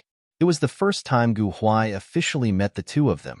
Whether it was the Emperor or Guijun, they were very different from what he had imagined. Gu Huai hid the distracting thoughts in his eyes and respectfully bowed to the two of them. Xinyu calmly looked at the boy for a while and asked, The Huai in your memory? It's the Huai, and tangerine grows in Huainan. Gu Huai explained. Xinyu nodded. Gu Huai. So his name is Gu Huai. Xinyu thought of the person in his previous life and couldn't help but sigh. In front of the people he cared about, the crazy wolf would also show a docile side. He wondered what kind of path Imperial Physician Gu would take in the future if nothing happened to him in this life. What are you thinking about? Why are you so lost in thought? Xinyu sat on the bed in a daze and was poked in the face. Xinyu rubbed his face and said, I'm just thinking that Imperial Physician Gu and Gu Huai don't look alike. Are they biological brothers? Guijun has been thinking about this since last night. Shang Junlin lowered his eyes and sat on the bed. Guijun seems to be paying special attention to a certain person. Why is that? Isn't His Majesty curious? Xinyu acted as if he didn't feel Shang Junlin's dissatisfaction. that Gu Huai is not as simple as he looks. I know. He was also involved in the matter of Fei Ming. The hidden dragon guards found out that he was also looking for the mastermind, so they didn't pay much attention to him. Shang Junlin touched Shun Yu's body temperature. Shang Junlin's hand was very warm. Shun Yu subconsciously rubbed against his palm. Why is he also concerned about Fei Ming? Shun Yu thought about it. In his previous life, he met Gu Huai a few years later. At that time, it had been some time since the Fei Ming incident. Shun Yu wasn't sure if he was involved in the Fei Ming case before he met Gu Huai. If he was, what was his role in it? If Guijun wants to know, you can ask him to come and ask him. After knowing that Gu Huai had nothing to do with the mastermind, Shang Junlin didn't pay much attention to him. There were very few people in this world that he cared about. Now, Shun Yu was one of them. In other words, from the beginning to the end, there was only one Shun Yu. I think it's better not to. It's not good to scare him. If he really cares about the existence of Fei Ming, like His Majesty said, he will take the initiative to look for him. Knock knock. Someone knocked on the door. Come in. Mu Shi came in with the medicine. Before she even got close, Shun Yu could already smell the bitter smell that made people uncomfortable. He couldn't figure out how he drank this medicine when he was unconscious. Shang Junlin took the medicine. Mu Shi tactfully retreated. Shun Yu grabbed the quilt and asked softly, Your Majesty, I'm already awake. I don't need to drink this medicine, right? Guijun is already so old. Why are you still afraid of drinking medicine? Shang Junlin walked to the bedside and sat down. The medicine he drank before was modified by Imperial Physician Gu, so it wasn't that bitter. This medicine was different. Shun Yu felt uncomfortable just by smelling it. In his previous life, he didn't feel much after drinking so much medicine. This time, with Shang Junlin around, Shun Yu didn't want to drink the bitter medicine. Shang Junlin supported Shun Yu's shoulder with one hand to prevent him from shrinking back. His other hand held the medicine firmly and coaxed in a low voice, Be good. Jin will feed you. How do you feed me? Shun Yu was vigilant. Shang Junlin took a mouthful of the medicine and leaned over. He showed Shun Yu how he fed him the medicine last time.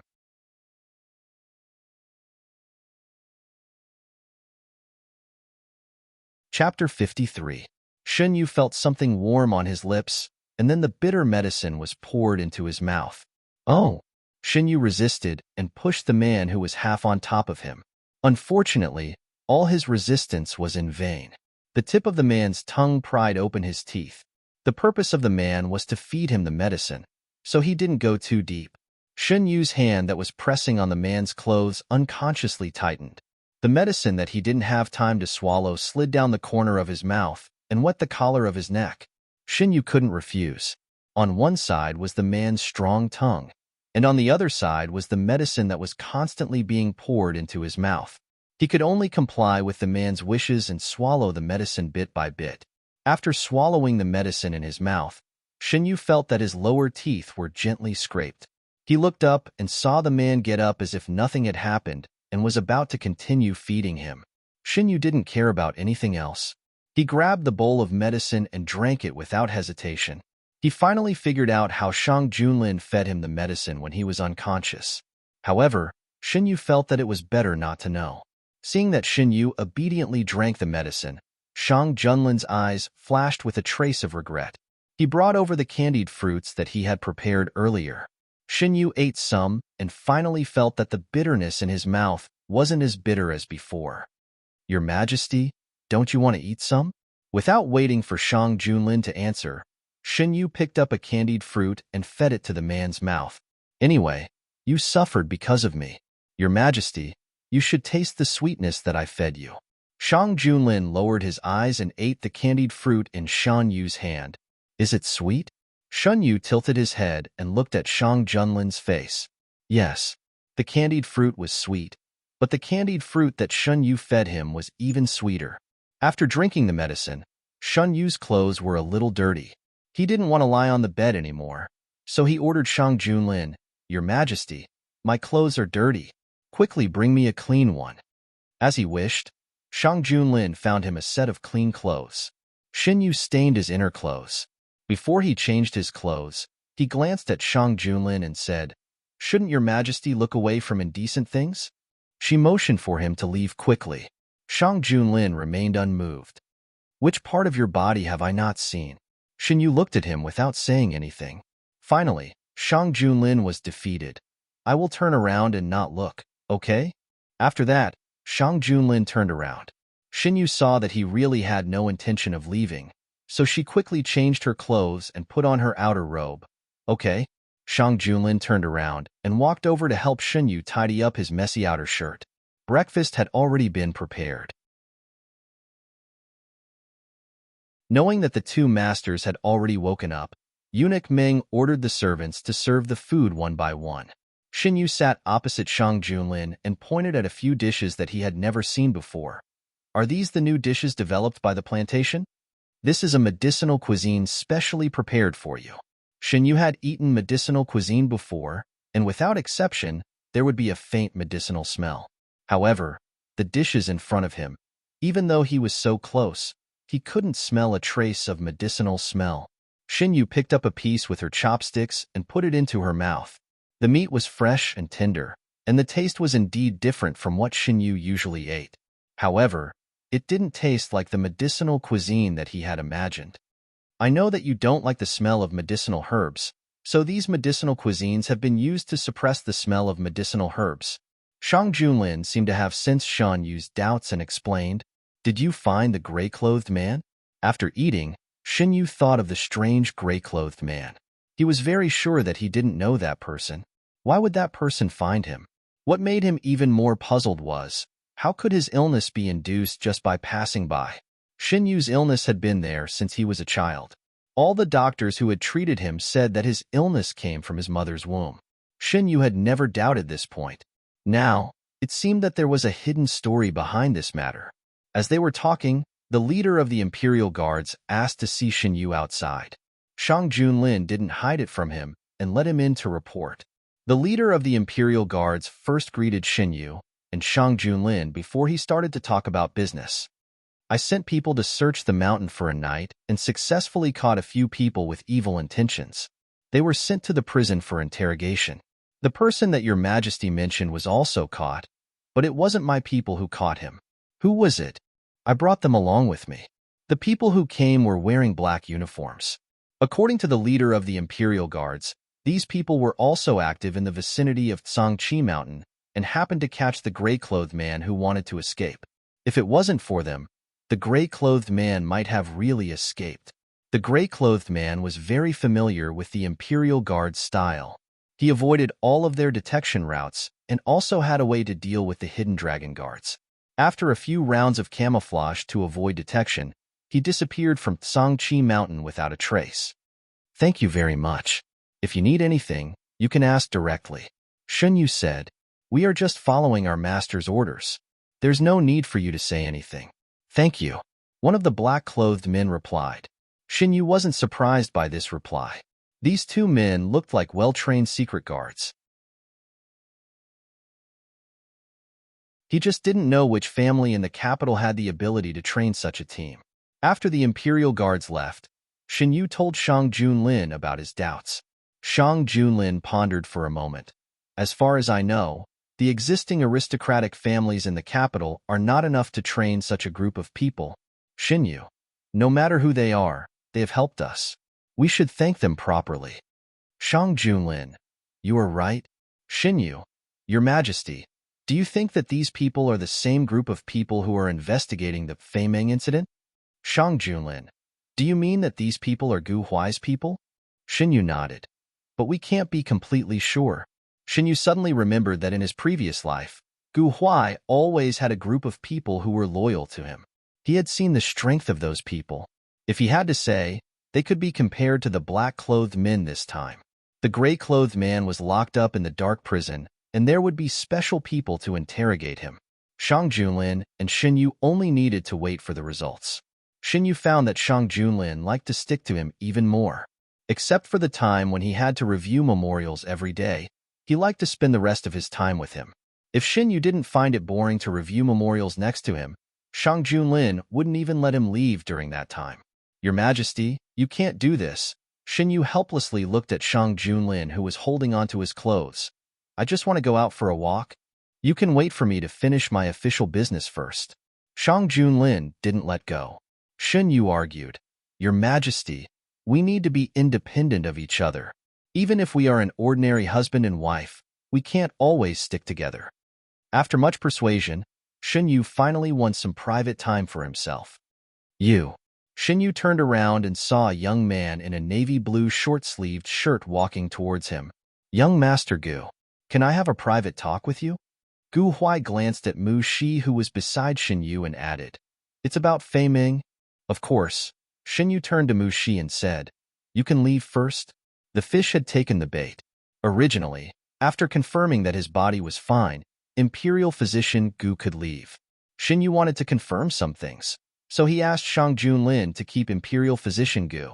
Imperial Physician Gu's younger brother, Gu Huai, was also asked to stay. The next step was to create an opportunity for Gu Huai to meet him alone. Xinyu wasn't worried that Gu Huai would harm him. His people were all in the manor, and there were also the hidden dragon guards in the dark. As long as Gu Huai was smart, he wouldn't choose to do anything to him under such circumstances. If he really did do anything to him, he could just get rid of him directly. There was no need to say anything else. You've been waiting for me? Without any outsiders, Gu Huai didn't hide himself anymore. The young man's facial features were still young, but his aura gradually overlapped with that of the person Xinyu knew in his previous life, especially his eyes, which were like a bottomless abyss, overflowing with hostility. I just guessed that you would come to find me. Xinyu leisurely poured himself a cup of tea. Do you want it? It's the best rain mist silver needle. In his previous life, that person told him before he took action that if there was a chance, he would invite him to drink the rain mist silver needle. Unfortunately, he only received the tragic news of that person dying together with the enemy. This time, he came back with his memories, so he treated it as the last appointment in his previous life. Without waiting for Gu Huai to answer, Xinyu poured a cup for him. Do you like to make your own decisions when you're with Her Majesty? Gu Huai took a sip. Children shouldn't meddle in the affairs of adults. Xinyu slowly took a sip of tea. You should cherish this opportunity. Next time, if you want to drink it, you can only make it for yourself. Gu Huai was speechless. After a long while, he said, You're not much older than me. Yes, Xinyu directly admitted. But I'm married. Haven't you heard? After marriage, I'm an adult. Gu Huai took a deep breath and decided to get down to business. I want to know if the Imperial Palace is involved in the matter of Fei Ming. From the clues he found, the Imperial Palace and Fei Ming were inextricably linked. I can't guarantee others, but I can be sure that Her Majesty is absolutely not involved in the matter of Fei Ming. I was the one who suggested to investigate Fei Ming. Xinyu's expression became serious. I believe you. Gu Huai took a deep look at Xinyu, took out a secret letter from his chest, and pushed it in front of Xinyu. This is the clue my people found. You may have found some of it as well. The people who caught the gray-robed man were your people, right? Xinyu didn't take the secret letter, but asked about another matter. Gu Huai, yes, before the cooperation, I should have shown you some sincerity. Besides this time, the people who shouted out the identity of the king of you in public were also arranged by me. Xinyu, what is your purpose? I want to find the initiator of Fei Ming and avenge my family. Gu Huai didn't beat around the bush. When he said these words, his tone was cold. Before the matter of Fei Ming is completely resolved, I can only say this much. Gu Huai loosened his clenched fist. If something happens, I hope Her Majesty can protect my brother. When the time comes, don't worry about me. Imperial Physician Gu definitely doesn't think so. Xinyu shook his head. If not, how could Gu Huai survive after being implicated in such a big case in his previous life? It was impossible to investigate the truth of his previous life. Fortunately, he had changed Imperial Physician Gu's ending. When Shang Junlin finished his work and came looking for him, Gu Huai had already left. Xinyu was staring at the empty cup in a daze. What did Gu Huai say to you? Xinyu wasn't surprised that Shang Junlin knew about his private meeting with Gu Huai. He had already talked to Shang Junlin about it. He handed the unopened secret letter to the man. It's about Fei Ming. Shang Junlin put the secret letter aside and said thoughtfully, "Why didn't Gu Huai come directly to us?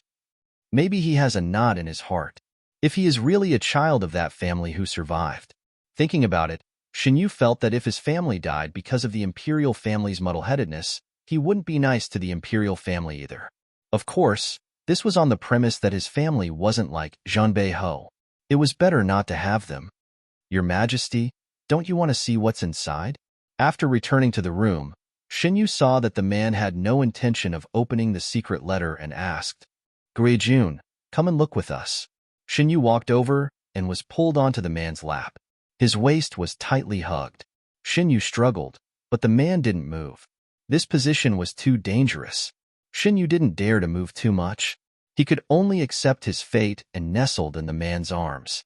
Shang Junlin opened the secret letter and Shan Yu looked at it. Indeed, as Gu Huai said, they had already found some things inside, but there were also many things they hadn't found out yet. For example, Fei Mei didn't originate from Dahuan, but was brought by a woman from a foreign vassal. Why didn't the palace record such important information? Shinyu asked. Shinyu was puzzled. Someone must have deliberately erased it. After reading the secret letter, Shinyu was about to get up. After reading it, "Your Majesty should let me go." Shinyu suddenly shut his mouth and turned to look at Shang Junlin. "Guijun neglected us today because of someone else. Shouldn't you compensate us?" The man murmured discontentedly. Guijun even poured tea for him.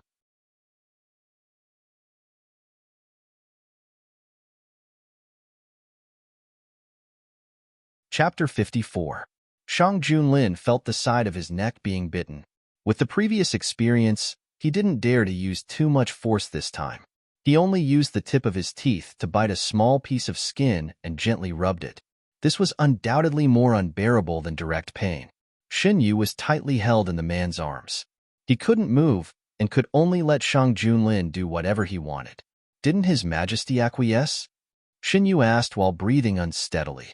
Shinyu had hinted to Shang Junlin from the beginning that he wanted to meet Gu Huai alone. He originally thought that Gu Huai would meet Shang Junlin face to face. After all, in his memory, Gu Huai had always been a decisive and ruthless person.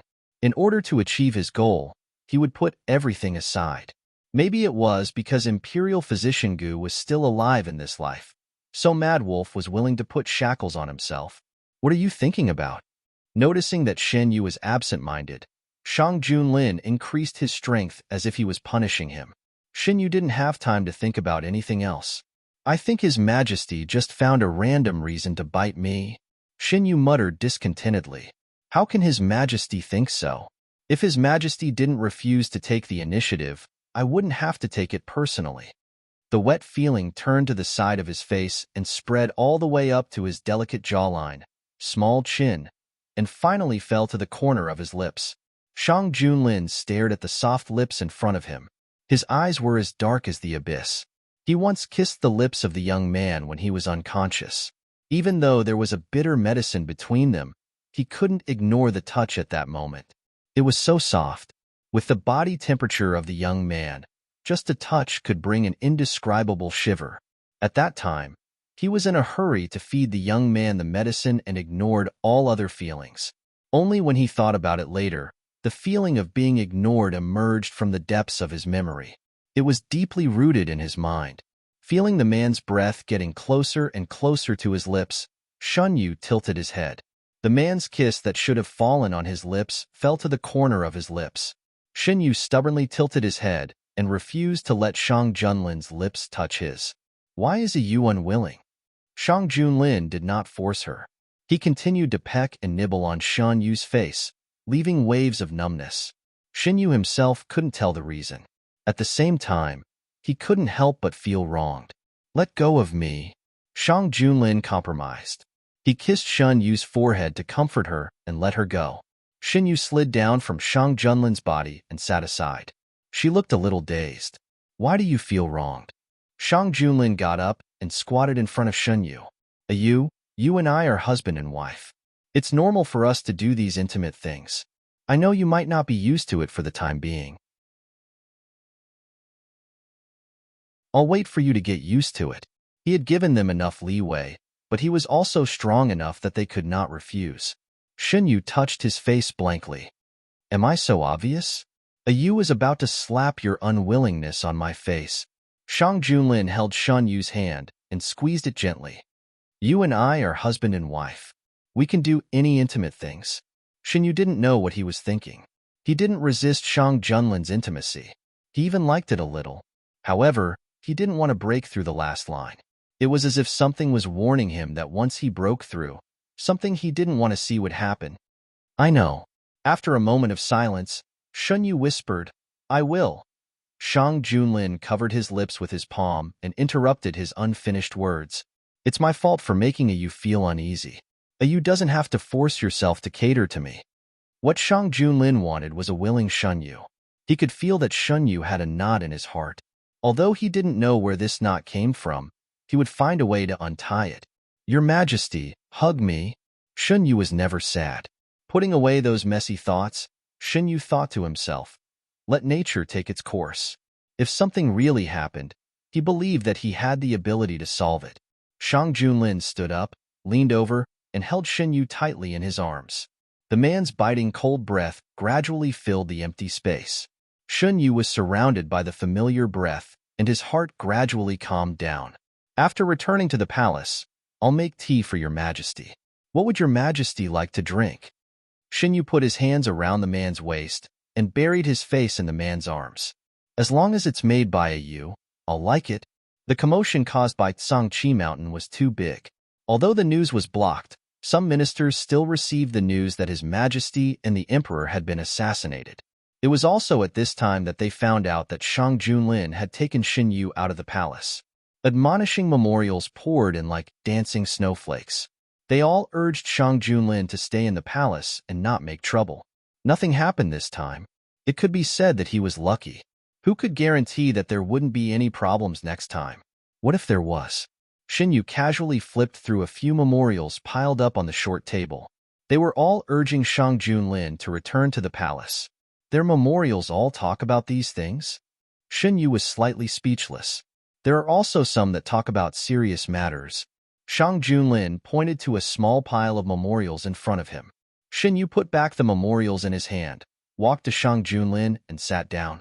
Your Majesty can leave those unimportant ones to your ministers. It's too much of a waste of time for your Majesty to look through them personally. The Emperor's words are reasonable. Why don't the Emperor help me? While you're at it, leave those unimportant ones for your Majesty to deal with. Shen Yu bumped Shang Junlin. The Emperor and I are indeed of the same mind. After speaking, Shang Junlin pushed part of the memorials in front of Shen Yu. Shen Yu saw Feng Daren's name in the memorials. He took out the memorials and pushed them in front of Shang Junlin. Is there any result on Prince Yu's matter? Shang Junlin opened the memorials. The contents of the memorials were some of the information that Feng Daren had found. The details would be presented in the form of files after being sorted out. We have to wait for a while. Shang Junlin wanted to take this opportunity to find out what the previous emperor had left for Prince Yu. In the secret prison, Prince Yu thought that he would be able to get out soon. A few days later, he couldn't help but start to panic. No one interrogated him. Except for 2 meals a day, when the jailer came to deliver food, he almost never saw him. Shang Junlin seemed to have forgotten about him. The process of waiting was always torturous, especially when there was no one to talk to. Prince Yu became more and more impatient. He couldn't help but think, why didn't Shang Junlin interrogate him? Where were his people? Why was there no movement at all? What was happening outside? Shang Junlin dared to attack him. Did he really not care about the previous emperor? Prince Yu's biggest reliance was the things that the previous emperor had left for him. It was also because of these things that he could have such thoughts. It was obvious that the previous emperor favored him the most. Otherwise, why would the previous emperor give those things to him? It was easy to feed a person's ambition, let alone a prince who had been indoctrinated with the idea of fighting for power and profit since childhood. With each passing day, Prince Yu became more and more anxious. Finally, when the jailer came to deliver food, he couldn't help but stop him. I want to see His Majesty. The jailer knew this person's identity. He also knew that the higher-ups had ordered him to only lock him up and not do anything. He didn't know what the higher-ups were thinking. The jailer didn't dare to hide the news and reported it to the higher-ups. In the blink of an eye, Shang Junlin received the news from the secret prison. Is His Majesty going to see him? Shen Yu sat by the window. He held his sleeves with one hand and held the teapot with the other. He slowly poured out the steaming hot tea. The beauty sat by the window and boiled the tea smoothly. No matter how one looked at it, it was a kind of visual enjoyment. They had already returned to the palace. Seeing that the ministers were about to give up if His Majesty didn't return to the palace, and Shen Yu's health was getting better, it was more convenient to stay outside the palace. After discussing, they decided to return to the palace in advance. After returning to the palace, the ministers really stopped. Finally, they didn't have to find a pile of memorials to persuade the emperor to return to the palace. Shen Yu was greatly relieved. There's no need to see him. Shang Junlin walked to the opposite side of Shen Yu and sat down, admiring the young man's movements. Compared to seeing Prince Yu, he preferred to stay with Shen Yu in Yuzhong Palace. Even if he didn't do anything, he would still be in a good mood. Shen Yu deftly put the brewed tea in front of Shang Junlin. Would Your Majesty like to try it? Shang Junlin picked up the cup and took a sip. The fragrance lingered in his mouth for a long time. He praised, "You has good skills. I learned it in my free time. It's good that Your Majesty likes it." Shen Yu also poured a cup for himself. He learned how to brew tea when he went to Prince Yu's fief in his previous life. He learned it in order to help Prince Yu win over a reclusive great scholar. Later, it gradually became a pure hobby. Shen Yu was affected by his health. There were many things that he couldn't do. When he brewed tea, he could calm down and not think about those scheming things. Over time, this habit was retained. I don't know if young Master Jiang and young Master He have guessed our identities. Shen Yu held the teacup. I hope both of you can be successful. He Qing Yu and Shun Yu didn't know. He didn't have any interaction with this person in his previous life. However, he knew about Jiang Huaiqing. If he wasn't implicated, he would definitely be able to rise to the top. Yu thinks highly of these two people? Shang Junlin rubbed the cup in his hand. Yu has good taste. He Qing Yu is the most outstanding person among the younger generation of the He family in Jiangnan. The He family in Jiangnan hasn't been an official since the reign of the previous emperor. I don't know why they are willing to let their most outstanding younger generation participate in this competition. They probably feel that Your Majesty is someone they can pledge their loyalty to. Why should Your Majesty care? What are they thinking?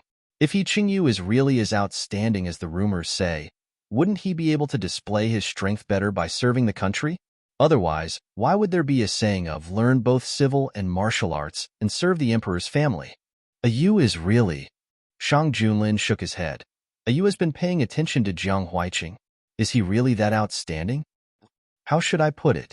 How about I make a bet with Your Majesty? If the winner this time is Jiang Huaiqing, Your Majesty will agree to one of my requests. How about it? If Yu loses, can you take the initiative to kiss me? Shang Junlin pointed at his lips. Kiss here? Shen Yu thought about it and agreed. Your Majesty's orders have been completed. Eunuch Meng walked in with his head lowered. Shang Junlin put down his teacup and stood up. Yu, come with me. I want to show you something. What do you want to see? Shang Junlin walked in front of Shen Yu and held his hand. The two of them walked out side by side. Eunuch Meng followed behind the two of them. He looked down and thought to himself, Your Majesty is really paying more and more attention to Gue Jun. Now that he's interacting with Gue Jun, he doesn't even have much of an emperor's etiquette left. Passing through the corridor, what came into view was a century-old tree with thick branches. Under the tree, there was a swing quietly hanging from it. I couldn't restore your original swing, so I had them make a new one according to your preferences. Do you like it? Shang Junlin looked at the side of the young man's face. His eyes were filled with tenderness.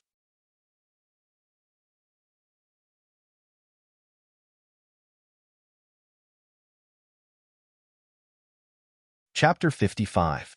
Shen Yu couldn't come back to his senses for a long time. He had only mentioned the swing to Shang Junlin once.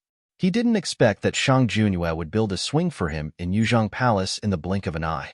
A swing wasn't a big deal. What was rare was that as the emperor, Shang Junlin actually kept his matter in mind. I like it very much. Xinyu turned around and met the man's tender eyes.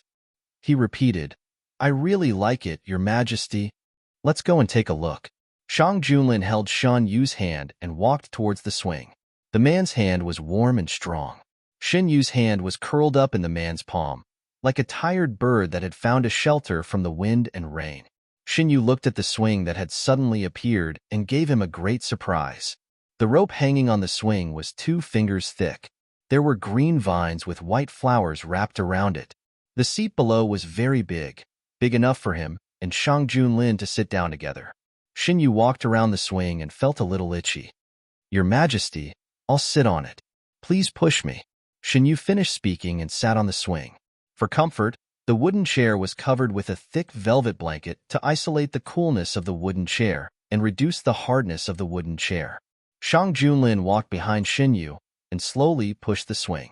Xin Yu sat on the swing. As the swing rose and fell, the breeze brushed past his cheeks and raised his hair behind him. Every time the swing fell, Xin Yu's hair would be blown to Shang Junlin's body and hands. Xin Yu narrowed his eyes. After swinging for a while, he suddenly realized that it wasn't good to let Shang Junlin push him. The next time the swing fell, he pulled Shang Junlin's sleeve. What's wrong? Shang Junlin firmly grabbed the rope of the swing and stopped it. Xin Yu leaned sideways and looked up at him. I want Your Majesty to accompany me. Shang Junlin paused for a while. In the end, he couldn't resist the idea of playing on the swing with Xin Yu. He walked to Xin Yu's side and sat down. They didn't let the palace servants push the swing. Instead, they let the swing swing slowly. Xin Yu leaned on Shang Junlin's shoulder and talked about his childhood. At that time, Xin Xingran liked to show off to me. Count Jinbei made a swing for him in the courtyard. He liked it very much and dragged me to see his swing. Shun Yu's gaze slowly drifted away, the kind that I watched him play. It's been a long time. Xin Yu didn't really remember these things during the new year. Today, sitting on the swing, the long-lost memories were dug out. He laughed very happily. At that time, I was standing not far away and wanted to try it. I wanted to try the feeling of flying, but I knew that Xin Xingran wouldn't let me sit on it. He was always like this. Whenever he got something good, he had to show it off in front of me. Speaking of this, Xin Yu chuckled. At that time, I still had fantasies about Count Jinbei. I even naively went to Count Jinbei to ask for the same thing. The result was as you can imagine. It's Count Jinbei's fault. Shang Junlin stroked Shan Yu's hair. Later, I slowly understood that Count Jinbei was unreliable. No matter how much I wanted something, I wouldn't go to him. In fact, what kind of precious things could a child want? It was nothing more than the warmth behind those things. Unfortunately, Count Jinbei wasn't willing to give him even a little warmth. Let's not talk about Count Jinbei. Back to the swing. Later, when I slowly grew up, someone came to me with the title deed and said that there were some things left by my mother for me. That village was one of them. When I went to the village, I asked someone to make a swing. I tried it and found that the feeling was completely different from what I imagined. It won't happen again in the future. Shang Junlin held Shun Yu's arm tightly. Huh. Shun Yu was surprised. You won't have anything that he wants but can't get in the future. Shang Junlin couldn't change Shun Yu's past that he couldn't participate in. He could only make up for the regrets of the past bit by bit. But he could guarantee that with his participation in the future, Shun Yu wouldn't have the same regrets. I'm not a child anymore. If I really want something, I'll get it myself. Shun Yu looked up at the sky. It's good now. I have Your Majesty. I'm already very satisfied. In this life, he was picked up for free. His destiny was in his own hands, and he could live it however he wanted. After returning to the palace, his life gradually got on the right track. Except for the bitter taste of the new prescription, Shun Yu didn't have any dissatisfaction. Can't we ask Imperial Physician Gu to change the prescription? Shun Yu drank the medicine in the bowl in one gulp. After drinking it, he immediately grabbed a handful of candied fruit and put it into his mouth. Endure for a few more days. After this treatment, You can change the previous prescription. Shen Yu faintly looked at the man who was standing and talking without thinking. Your Majesty said the same thing yesterday. Imperial physician Gu said that it's too bitter to suppress. The flavored medicine will dilute the effect of the medicine. Yu, bear with it for the sake of your health. Shang Junlin didn't want to see Shen Yu suffer. He had asked Imperial physician Gu before. Compared to the discomfort of drinking medicine for a short period of time, he hoped that Shen Yu's body could recover as soon as possible. It had only been a few days, and the little bit of meat he had painstakingly gained was gone. His face was also smaller than before he got sick. Shen Yu knew that drinking medicine was for his own health. He just couldn't help but want to complain to Shang Junlin. Thinking of the reason for his illness, he asked, "What about the man in gray? Who did this to me?" We couldn't find out who the mastermind was. No matter how we tortured him, he refused to talk. If we didn't find out in time, he would have taken his own life. Shang Junlin wanted to know who the mastermind was more than Shen Yu. However, they had too few clues and couldn't find out anything. Last time, when Yuzhong Palace was in trouble, he changed most of the people in Yuzhong Palace. However, he still couldn't find out who the mastermind was. It would be difficult this time too. The man in gray should be a man of sacrifice. He knows our movements very well. He also knows the style of the hidden dragon guards and the imperial guards. Shen Yu thought, let's not talk about the other two first. There shouldn't be many people in Dahuan who are familiar with the style of the hidden dragon guards. The hidden dragon guards were similar to men of sacrifice. They usually only acted in the dark. Many ministers only knew that Shang Junlin had such a force. As for how the hidden dragon guards looked like and how they did things, they didn't know at all. Shen Yu said, we probably can't find out anything from the man in gray. Since the mastermind took action, he must have thought of a way out. Shang Junlin said, I know. The man in gray really gave the interrogators a headache. It was almost a consensus that they couldn't get anything out of the men of sacrifice. However, the emperor didn't want to talk about the person who hurt the emperor. They could only keep interrogating him. When the man was on his last breath, the emperor finally sent an order. Don't get anything out of him. Continue interrogating him. What does the emperor mean? The people who received the order looked at each other. The emperor is avenging the emperor. Don't let him have an easy time. Someone reacted. The emperor really thinks highly of the emperor. Another person sighed. Don't talk about it anymore. Let's get to work. We also need to vent our anger for the past 2 days. On the other side of the dark prison, the king of you heard the low and hoarse screams from not far away. He shrank back at the corner. He didn't know if those people did it on purpose. They always interrogated the prisoners not far away from him.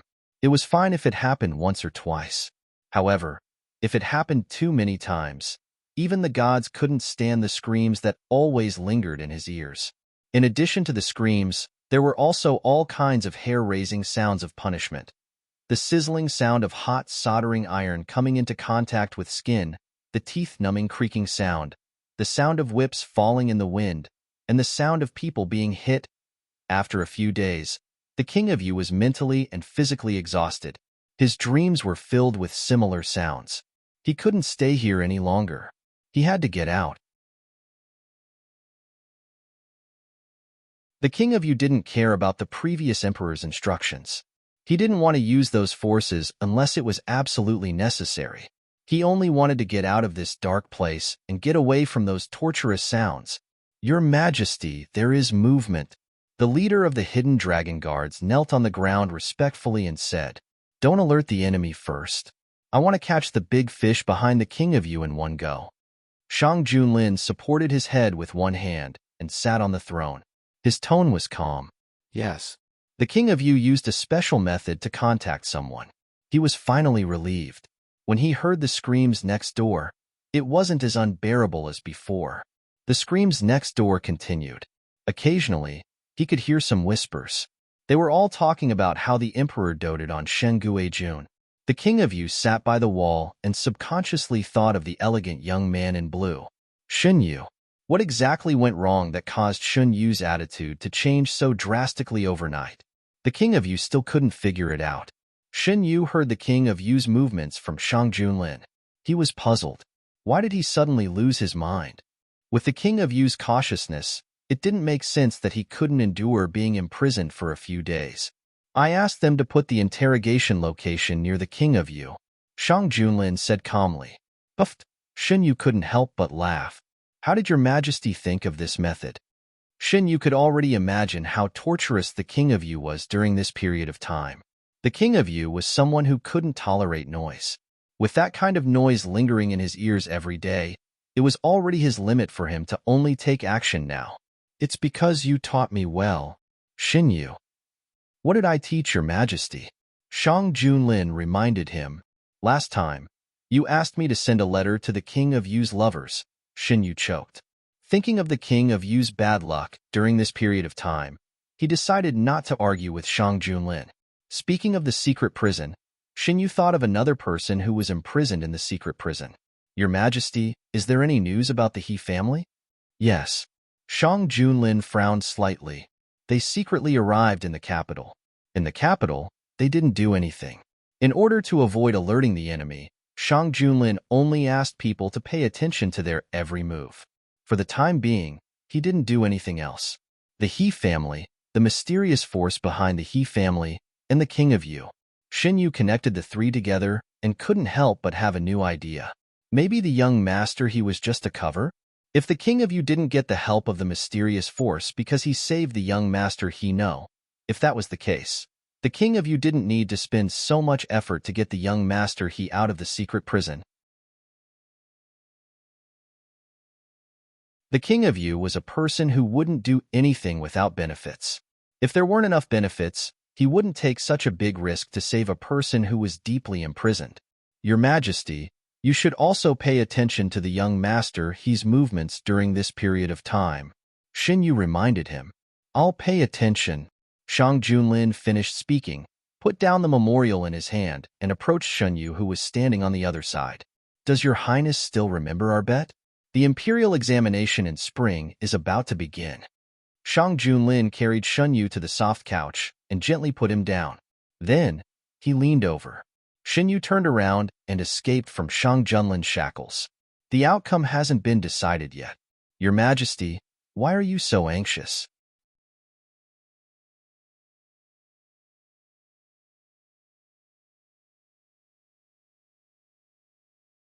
Chapter 56. Shang Junlin supported himself with one hand on the soft couch and looked sideways at Shen Yu. I can wait, but don't find an excuse to not fulfill your promise. Shen Yu got up and sat to the side. Why is your Majesty so sure that I will lose? What if your Majesty loses? Of course, I will fulfill my promise. Shang Junlin slowly got up and sat down. The soft couch was still the same as before. Shang Junlin looked at the distance between him and Shen Yu and said, Let's change to another soft couch. Why do you suddenly want to change it? This one is quite comfortable. Shen Yu weighed himself. It was very soft and big. Sometimes, he could even lie on Shang Junlin's lap. Shang Junlin pursed his lips and didn't say anything. There was no problem with the comfort of the soft couch. He just wanted to change it to a smaller one. It was just right for the two of them to sit inside, and he wouldn't be unable to reach Shen Yu on the other side. Your Majesty. Shen Yu moved closer to Shang Junlin and asked, Why do you want to change it? Just now, your Majesty was too far away from me. Shang Junlin didn't answer the question. Mr. Shen Yu was puzzled about the relationship between the two. After turning a corner, he suddenly realized something. He poked Shang Junlin's arm and said jokingly, Does your Majesty think that the soft couch is too big? What do you think? Shang Junlin took the opportunity to put his arm around Shen Yu's waist and pulled him into his arms. He was satisfied. After finding out the reason, Shen Yu was overjoyed. He laughed and fell on Shang Junlin's shoulder. Your Majesty, you are too cute. Shen Yu remembered that when they were outside the palace, Shang Junlin liked the soft couch and liked to pull him along. Even when he was handling official business, he would let him sit next to him. It seemed that this was the reason. If your Majesty wants me to sit closer, just say so. Why do you want to change this soft couch? Besides, a big couch has a big advantage. If you are tired, you can lie on it. What do you think, your Majesty? If you don't want to exchange, then so be it. Shang Junlin didn't have to exchange. Xinyu leaned on Shang Junlin's body with her eyes half closed. After all, her body was damaged. Xinyu was a little sleepy recently, so she fell asleep in a short while. Shang Junlin lowered his head and looked at the young man who had fallen asleep in his arms. His eyes became softer and softer. Shang Junlin took a blanket from the side and put it on the young man. He hugged the young man with one hand and held a brush with the other. It was a quiet afternoon with only the occasional sound of flipping through booklets. The spring quarter examination was just around the corner, and the students had all reduced their outings. They stayed in their temporary lodgings and focused on preparing for the examination. The closer it was to the exam, the more impatient Jiang Huiqing became.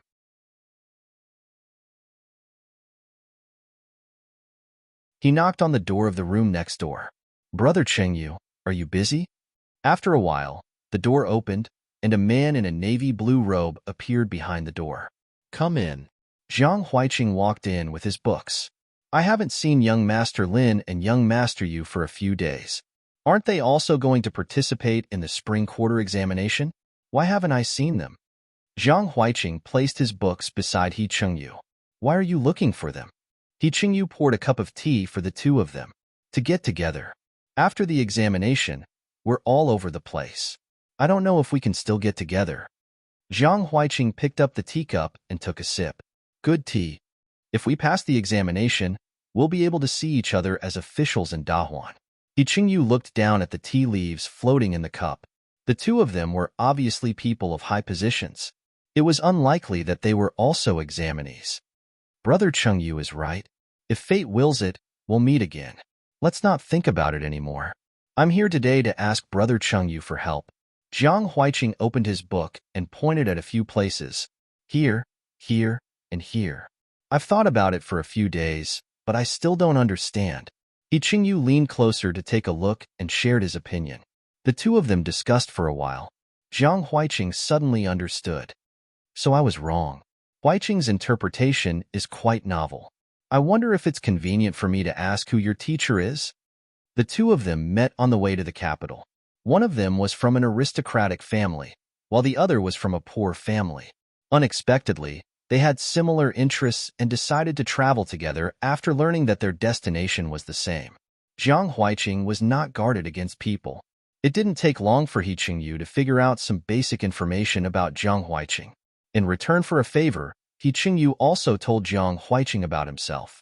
The more they got to know each other, the more shocked He Chengyu was by Jiang Huiqing's knowledge. This was a young man who was not inferior to him. He knew his own situation.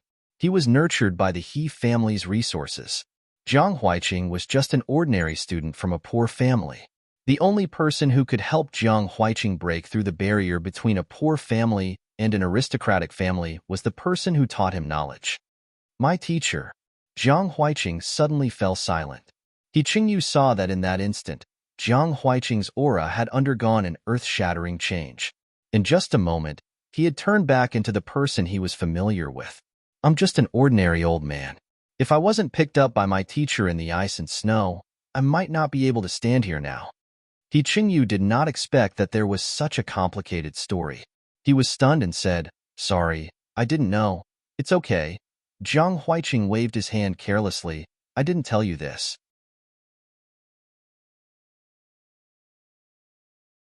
"Brother Chengyu, don't blame me for hiding it." His mood was disturbed. Jiang Huiqing picked up his books and said goodbye. He Chengyu watched him return to his room. He slowly lowered his gaze. He was too reckless today. Jiang Huiqing closed the door and sat on the bed. After a while, he rubbed his face. First, he had to pass the exam. Otherwise, he would not be able to do anything for his teacher. In order to give the students a good environment to prepare for the exam, the Yingxing Tower, which accepted many students, suspended all entertainment activities during this time. As the date approached, the streets were not as lively as before. The cold of spring had passed, and the weather was gradually warming up. Xinyu was still wearing thick clothes, and the room was warm every day. His personal servants, Mu Shi and eunuch Ming, had changed into lighter clothes. Shang Junlin was the same. "Does your majesty feel that the room is too hot?" Xinyu saw that Shang Junlin had changed into a light outer garment. The palace servants in the room were also wearing light clothes. He was the only one who was still wearing the thick winter robe. No. Shang Junlin put down his pen and reached out his hand. You, come here. Shin Yu walked over and put his hand on the man's hand. After a moment of dizziness, he sat on the man's lap. Shang Junlin touched Shin Yu's forehead. How do you feel? Are you cold? Shin Yu nodded honestly, a little. Shin Yu wouldn't have to suffer so much if it weren't for the second time. Shang Junlin put his arms around Shan Yu's waist and held Shan Yu's hands in his palms. The man's palms were very hot. As soon as Shan Yu was held, he felt the warmth spread from his fingertips. Zhen will warm you. Shang Junlin whispered in Shan Yu's ear. Doesn't your majesty need to approve the memorials? Shin Yu glanced at the pile of memorials on the short table. There's no hurry. Shang Junlin held Shin Yu in his arms. The anger that rose from the memorials instantly subsided. They're all unimportant things. As he spoke, his warm breath sprayed on the side of his neck. Shin Yu felt a little itchy. He touched Shang Junlin with his head. Your Majesty, it's itchy. Shang Junlin moved his head a little. How about this? Shin Yu's head didn't move. Shang Junlin laughed. Gui Jun, you can't be too close, but you can't be too far away. Shin Yu would never admit that he was so difficult to please. Why can't I be too far away? Jin can't stand it if you're too far away, okay? Shang Junlin said helplessly. You're right, Shin Yu muttered. He turned his head and said, Your Majesty seemed a little unhappy just now. What happened? It's about the invigilator and the examination before the examinees enter the venue. Shang Junlin attached great importance to every imperial examination. Some of these young examinees might be the future pillars of Dahong. Dahong urgently needed new blood.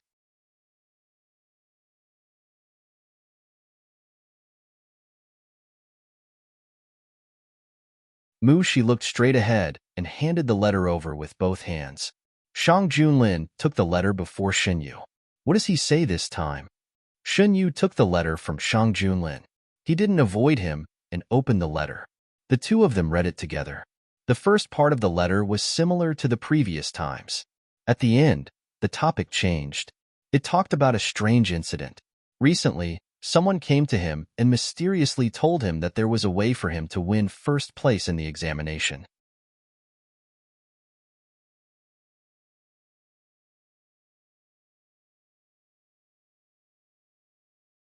Chapter 57. Shin Yu's smile slowly disappeared. He did not know if something like this had happened in his previous life, and Jiang Huiqing had been implicated. However, in this life, those people had already set their sights on Jiang Huiqing. Jiang Huiqing had written the letter in a joking tone. It was obvious that he did not take this matter seriously. Shin Yu turned to look at Shang Junlin. The man's face was terrifyingly dark. Your Majesty? I did not know that there were people who had the guts to do this. No wonder. No wonder they fought so hard over the invigilation of the exam. Your Majesty, don't be angry. We are not sure if this matter is true or not. Let the hidden dragon guards investigate first. Shin Yu comforted. Investigate. We must investigate thoroughly. Send someone to Jiang Huiqing first. We might be able to catch them red-handed. Shin Yu turned around and faced Shang Junlin. Since they took action, they must not only have their eyes on Jiang Huiqing. We must send someone to keep an eye on the other students, especially those who are similar to Jiang Huiqing. Do as Yu says. Shang Junlin held Shan Yu's wrist. His eyes were bloodthirsty and cold. I will write a letter back to Jiang Huiqing and ask him not to act rashly. Shan Yu pinched the letter. Other than you and me, I am not sure if anyone else has seen this letter. Shang Junlin thought for a while. We can rest assured. It depends on whether the person who delivered the letter to Jiang Huiqing is trustworthy. Don't worry too much. We are using another identity to communicate with Jiang Huiqing. Even if someone else saw this letter, they would not think that this letter would end up in our hands. Shin Yu said. That's right. It's all thanks to Yu this time. If it weren't for Yu and Jiang Huiqing's acquaintance, he wouldn't have told us about this. Perhaps we'll only know how daring these people are after the incident. Shang Junlin planted a kiss on Shan Yu's forehead. Yu is my lucky star. Seeing that Shang Junlin had calmed down, Shin Yu breathed a sigh of relief. Thanks to your majesty for bringing me out of the palace. Actually, I feel that we should thank Prince Yu for this matter. Chun Yu deliberately adjusted the atmosphere. If it weren't for Prince Yu causing such a big commotion, we wouldn't have met Jiang Huiqing. If that's the case, I should thank you even more. If you hadn't suggested sending letters to all of King Yu's beauties, the Yingxing Tower incident wouldn't have happened. Thinking of this, Shang Junlin chuckled. That's right. Shun Yu's lips curled up. Everything was predestined. If any of them were missing, the outcome wouldn't have been achieved. After Shan Yu finished writing the letter, he first showed it to Shang Junlin. Then, he handed the letter to the hidden dragon guards and sent it to Jiang Huiqing. At this time, Jiang Huiqing was talking to He Cheng Yu.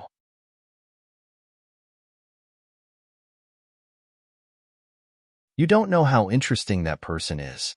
He stopped me and said that I was the chosen one. As long as I listened to him, it wouldn't be a problem for me to become the champion. Am I such a stupid person? Unless he's the emperor himself. Oh no, even if it's the emperor himself, he can't influence the results of the exam. In order to ensure absolute fairness, the person marking the exam papers couldn't see the names and identities of the candidates. Only after marking the papers could they see the results. When did he find you? After hearing Jiang Huiqing's words, He Chengyu's expression became serious. Stunned by He Chengyu's attitude, Jiang Huiqing said hesitantly, "Isn't that person a liar?" He Chengyu saw that Jiang Huiqing didn't realize the problem and explained patiently, "Think about it. Why would a liar cheat at such a sensitive time? Since he dared to say it, he might have some connections." Huh. Jiang Huiqing was stunned. After a while, he widened his eyes in disbelief. You're saying that he asked me to cheat? Lower your voice. He Chengyu stood up and covered his mouth. The walls have ears. Jiang Huiqing nodded and signaled that he wouldn't talk nonsense. He Chengyu then let go of him. What should I do now? Jiang Huiqing was stunned. If it was exposed, as someone who had interacted with that person, all his results would be cancelled. Don't worry, I'll think of a way. He Chengyu looked down and thought about what the He family could use to solve this problem. He Chengyu knew how important this exam was to Jiang Huiqing. He also knew that with Jiang Huiqing's ability, he would definitely get a good result if there were no accidents. However, something like this happened. Jiang Huiqing stood up anxiously. I also told young Master Yu about this. Will it bring him trouble? De Huan had always been strict about investigating fraud. After Shang Junlin took over, he had zero tolerance for fraud.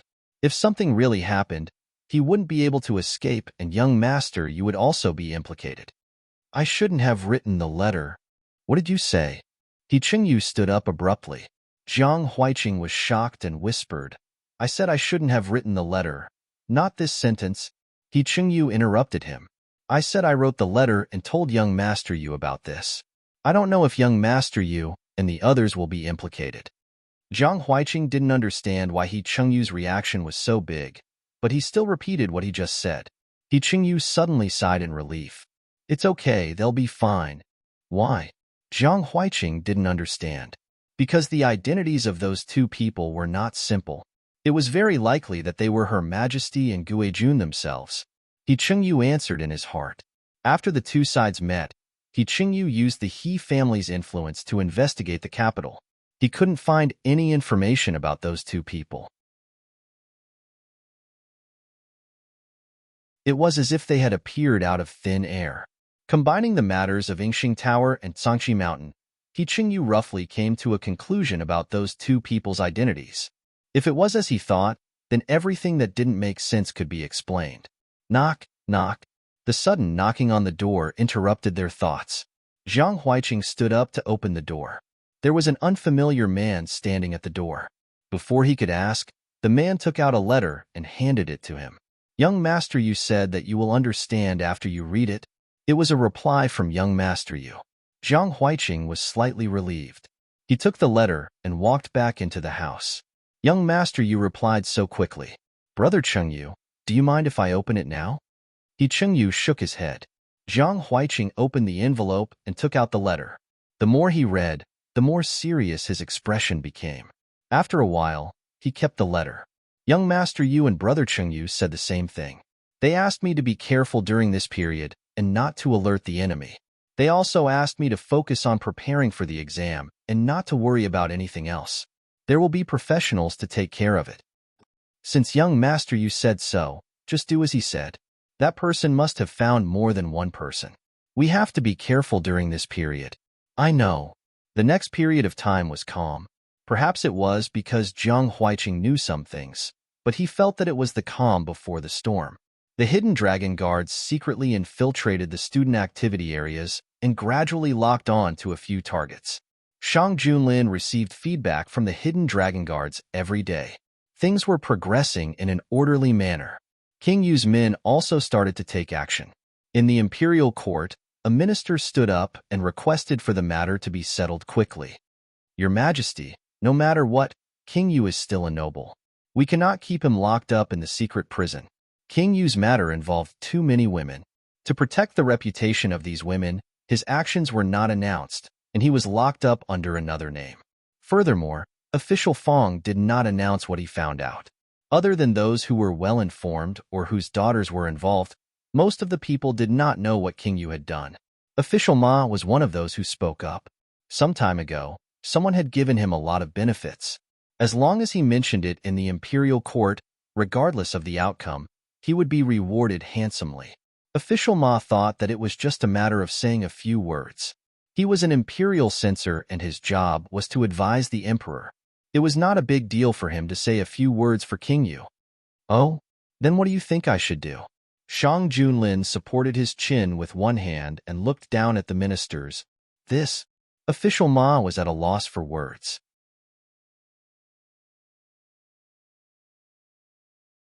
He did not dare to directly ask Shang Junlin to release King Yu. Your Majesty, have you forgotten the promise you made to the late emperor? An old minister stood up. Or did King Yu commit the crime of treason? The moment the old minister finished his words, the imperial court fell silent. Shang Junlin knocked on the armrest of the throne with an unreadable expression on his face. All of you also think that I should release King Yu? Some of the ministers who joined the imperial court later were confused. They looked at each other and did not dare to speak. A few of the ministers who were in the imperial court when the late emperor was still on the throne looked at each other and stood up. Your Majesty's words are of gold and jade. You should not change your words so easily. Even though Shang Junlin had expected this, he was still furious. Why did he value the imperial examination so much? It was to train new officials as soon as possible and replace these stubborn old officials. Shang Junlin glanced at the ministers one by one and stood up. All of you should know that I am in charge of Dahuan now. I have my own plans for King Yu. Ministers, you don't have to worry about it. Court is dismissed. With that, he flung his sleeves and left. The ministers looked at each other in confusion. What is going on? After a moment of silence, someone could not help but ask, who knows what King Yu is thinking? Wouldn't it be better for him to leave peacefully? Why does he have to stay in the capital? His Majesty is really getting more and more disobedient. He has always been like that. Otherwise, he wouldn't have. The person who spoke suddenly stopped. Official Ma, why did you mention King Yu out of the blue? As if they had found an opportunity to attack, the ministers surrounded Official Ma. Official Ma wanted to cry but had no tears. He did not know that there would be such a big impact. Shang Junlin walked to the back of the hall and saw the young man standing by the window. He paused. The young man was wearing white clothes with a light blue gauze outer garment. His long hair was not tied up and was gently draped behind his back. He looked like an elegant young master. Why is Yu here? Shen Yu's range of activities in the palace was fixed in Yuzhong Palace. This was the first time Shang Junlin saw him come to the main hall of the court to find him. Hearing the sound, Shen Yu turned around. I came to see if His Majesty was bullied. Shen Yu came very early. He could hear the movements in the front of the hall from the back of the hall. He heard the ministers using the former emperor to pressure Shang Junlin. He also heard Shang Junlin's angry voice. However, he also knew that all of this was part of Shang Junlin's plan. He wanted to fish out the backup plan left by the former emperor for King Yu. When the beauty smiled, it was like a flower blooming in the clouds.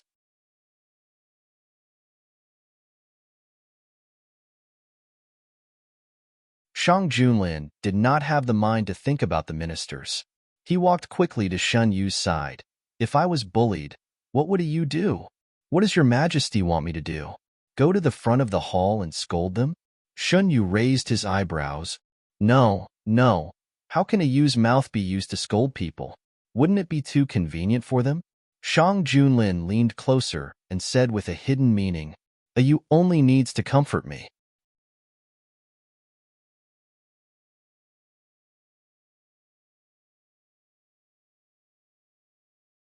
Chapter 58. Shun Yu was speechless.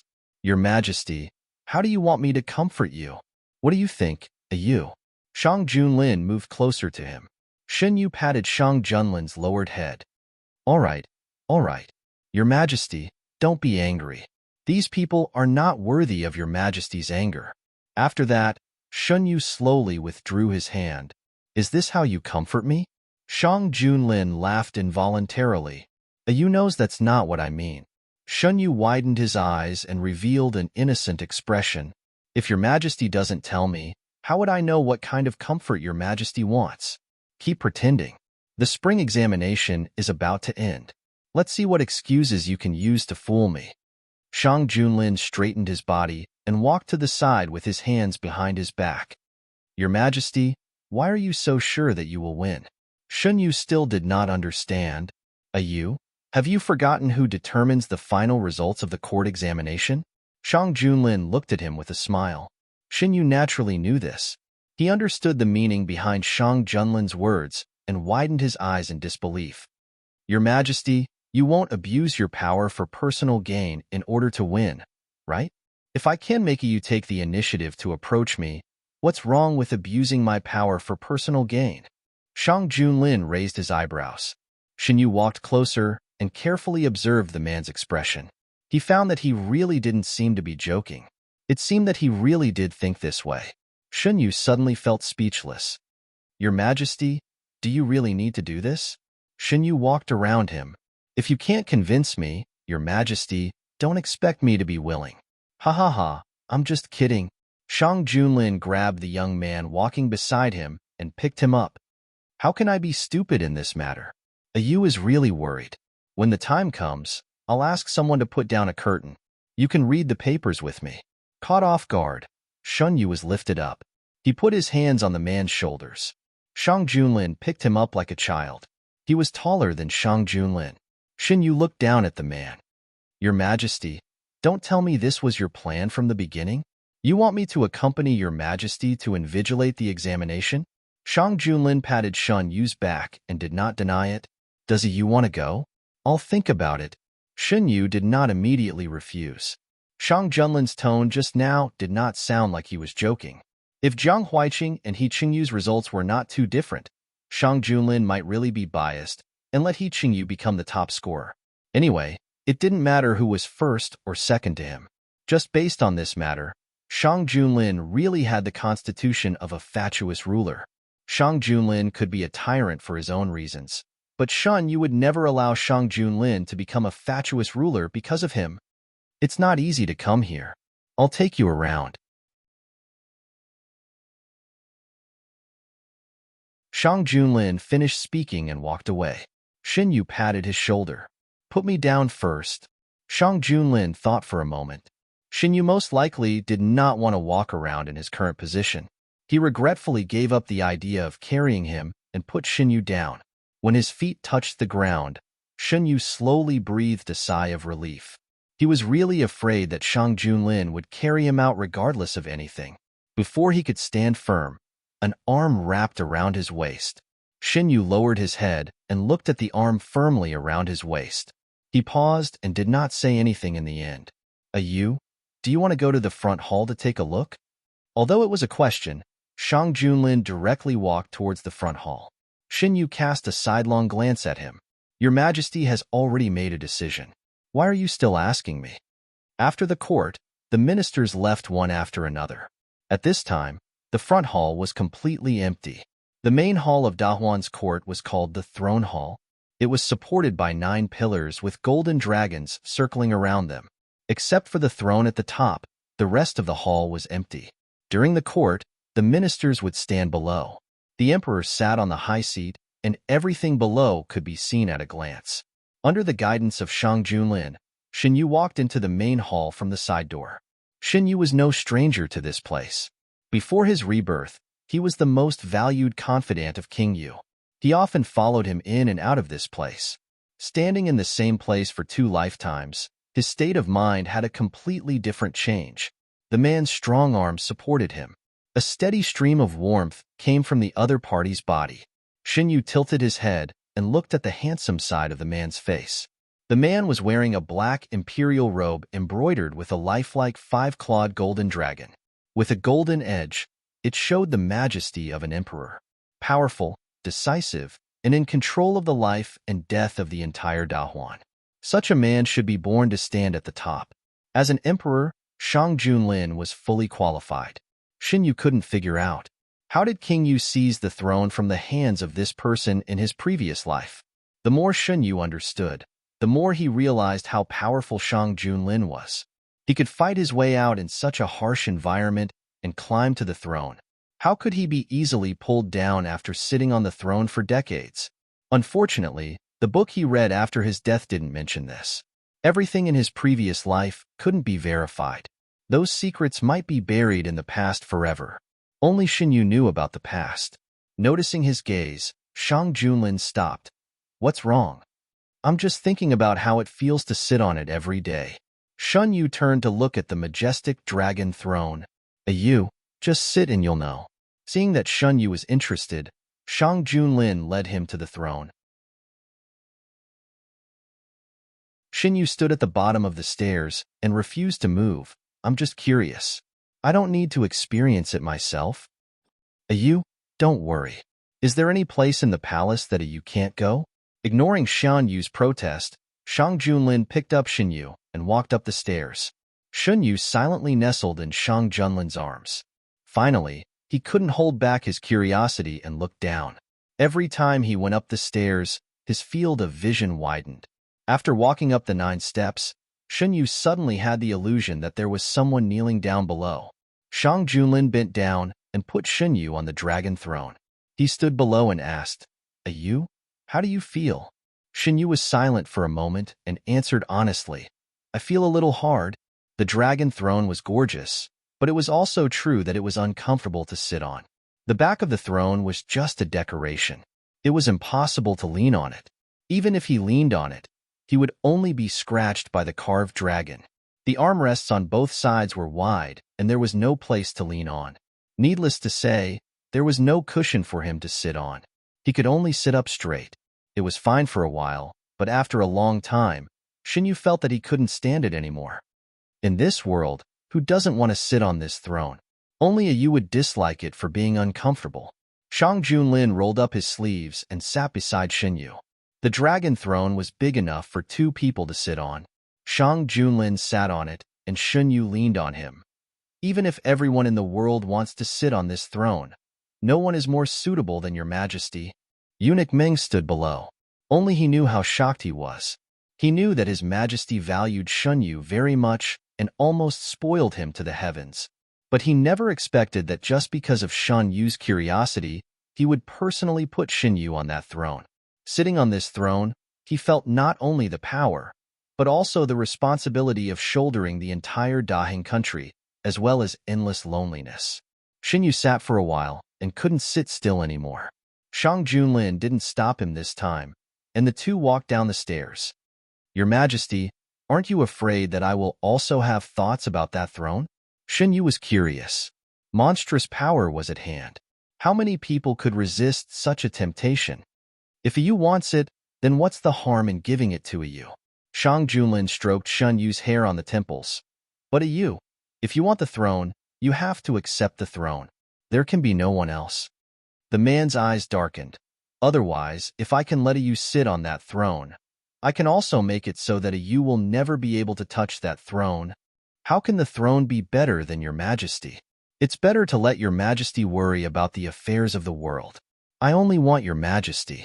Shin Yu looked up at Shang Junlin's eyes. The world is your majesty's, and your majesty is mine. He didn't know what his current feelings for Shang Junlin were, but he knew that he didn't want to change the current situation. You will always be mine. Shang Junlin held him in his arms with satisfaction. It wasn't the eye of the emperor, but the eye that represented Shang Junlin. The imperial examination in spring was approaching day by day. The old forces in the imperial court were becoming more and more unstable because of the matter of Prince Yu. They couldn't figure out Shang Junlin's attitude.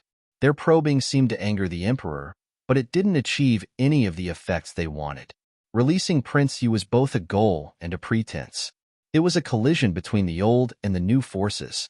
Shang Junlin sat calmly and waited for the group of people who were buried the deepest to make a move. Several ministers gathered together in private to discuss the emperor's thoughts.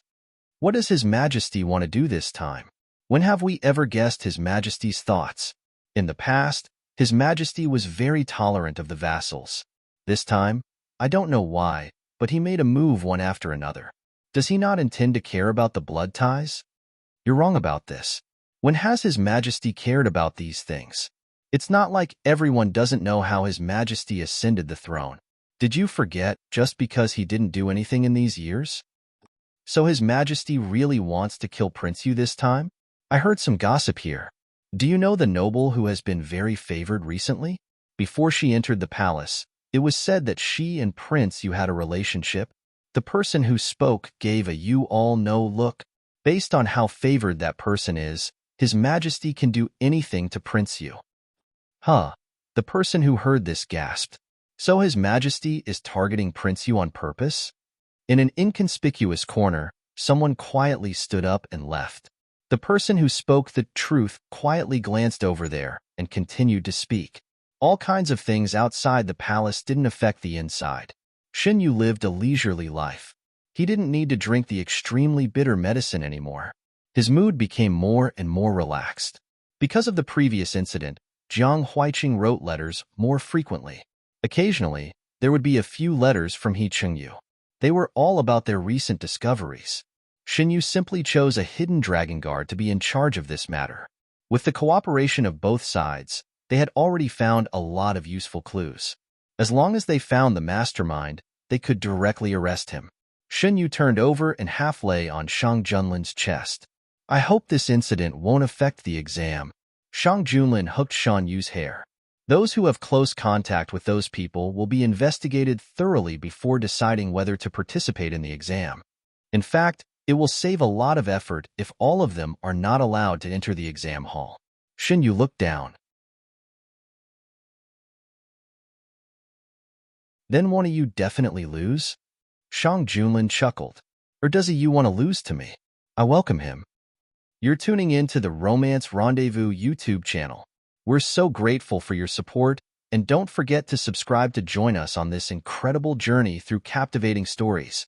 Your generosity through donations truly makes a world of difference, as it's the primary source of revenue that allows me to expand and enhance this channel for you. Thank you from the bottom of my heart for being a part of this adventure.